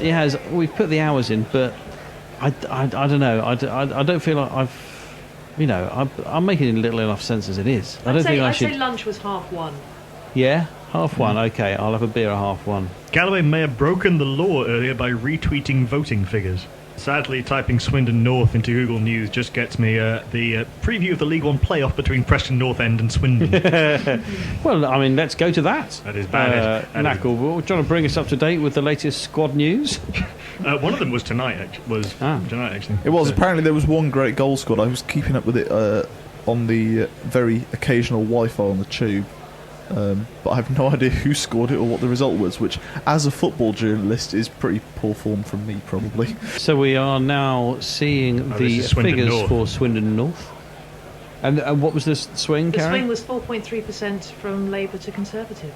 And if the ball had not swung, it would have been 15.8 centimetres in the other direction. Sorry, Sky Graphics are in my head now. So Swindon North is umpire's call. I have possibly even better breaking news than that from a reasonably reliable source. There is a cannabis is better than alcohol candidate in Thurrock. That's a part that's popped every now and again. He's just been arrested at the count for possessing weed. Oh dear. God bless you, sir. This is my favourite election moment. Yeah, the fish candidate has been arrested at the barrel count. We can reappear at any point. We're a lot like characters from Rent-A-Ghost in that regard. If you say our name 3 times, we appear. Where was that set? That's what I want. Oh, Rent-A-Ghost. Yeah. Well, in some ways, it was on a sort of spiritual plane, but I imagine it was also somewhere. It was next door to Mr. Perkins' house. I know that. But we have the internet next to us. We're about to be told where Rent-A-Ghost was set. Possibly. Come on, people, don't let me down. There is an answer. Woohoo! It's located in South Ealing. Hello. Brilliant. God bless you. Run by Fred Mumford, who I believe his sons have some kind of musical collaboration going on. He looks like the kind of man who would have people in his basement. Mandelson, not Boris. Right. I think Boris as well, but he would occasionally join them down there for unspecified types of fun. That was Knuckle Panda, if any lawyers are listening. But I think Mandelson's ageing quite well. Bear in mind, he has been around for a while. Yeah, but you should see the state of the picture in his attic. Galloway lost, so he demanded a recount. And the person who's tweeted this says, this means he gets to lose twice. Awesome. It's just gone 4-2 Labour. So what's happened? We've done an ITV and completely missed a goal. Yes, what's happened? Yeah, well, it's kind of worse if the BBC, if there's a goal during the adverts when there's no adverts. It's being hidden by the fact that there's a montage of dogs wearing rosettes on the BBC. So the hashtag dogs at polling stations was trending earlier. It was. This is what's wrong with our country. Hello, Andy Zoltzman.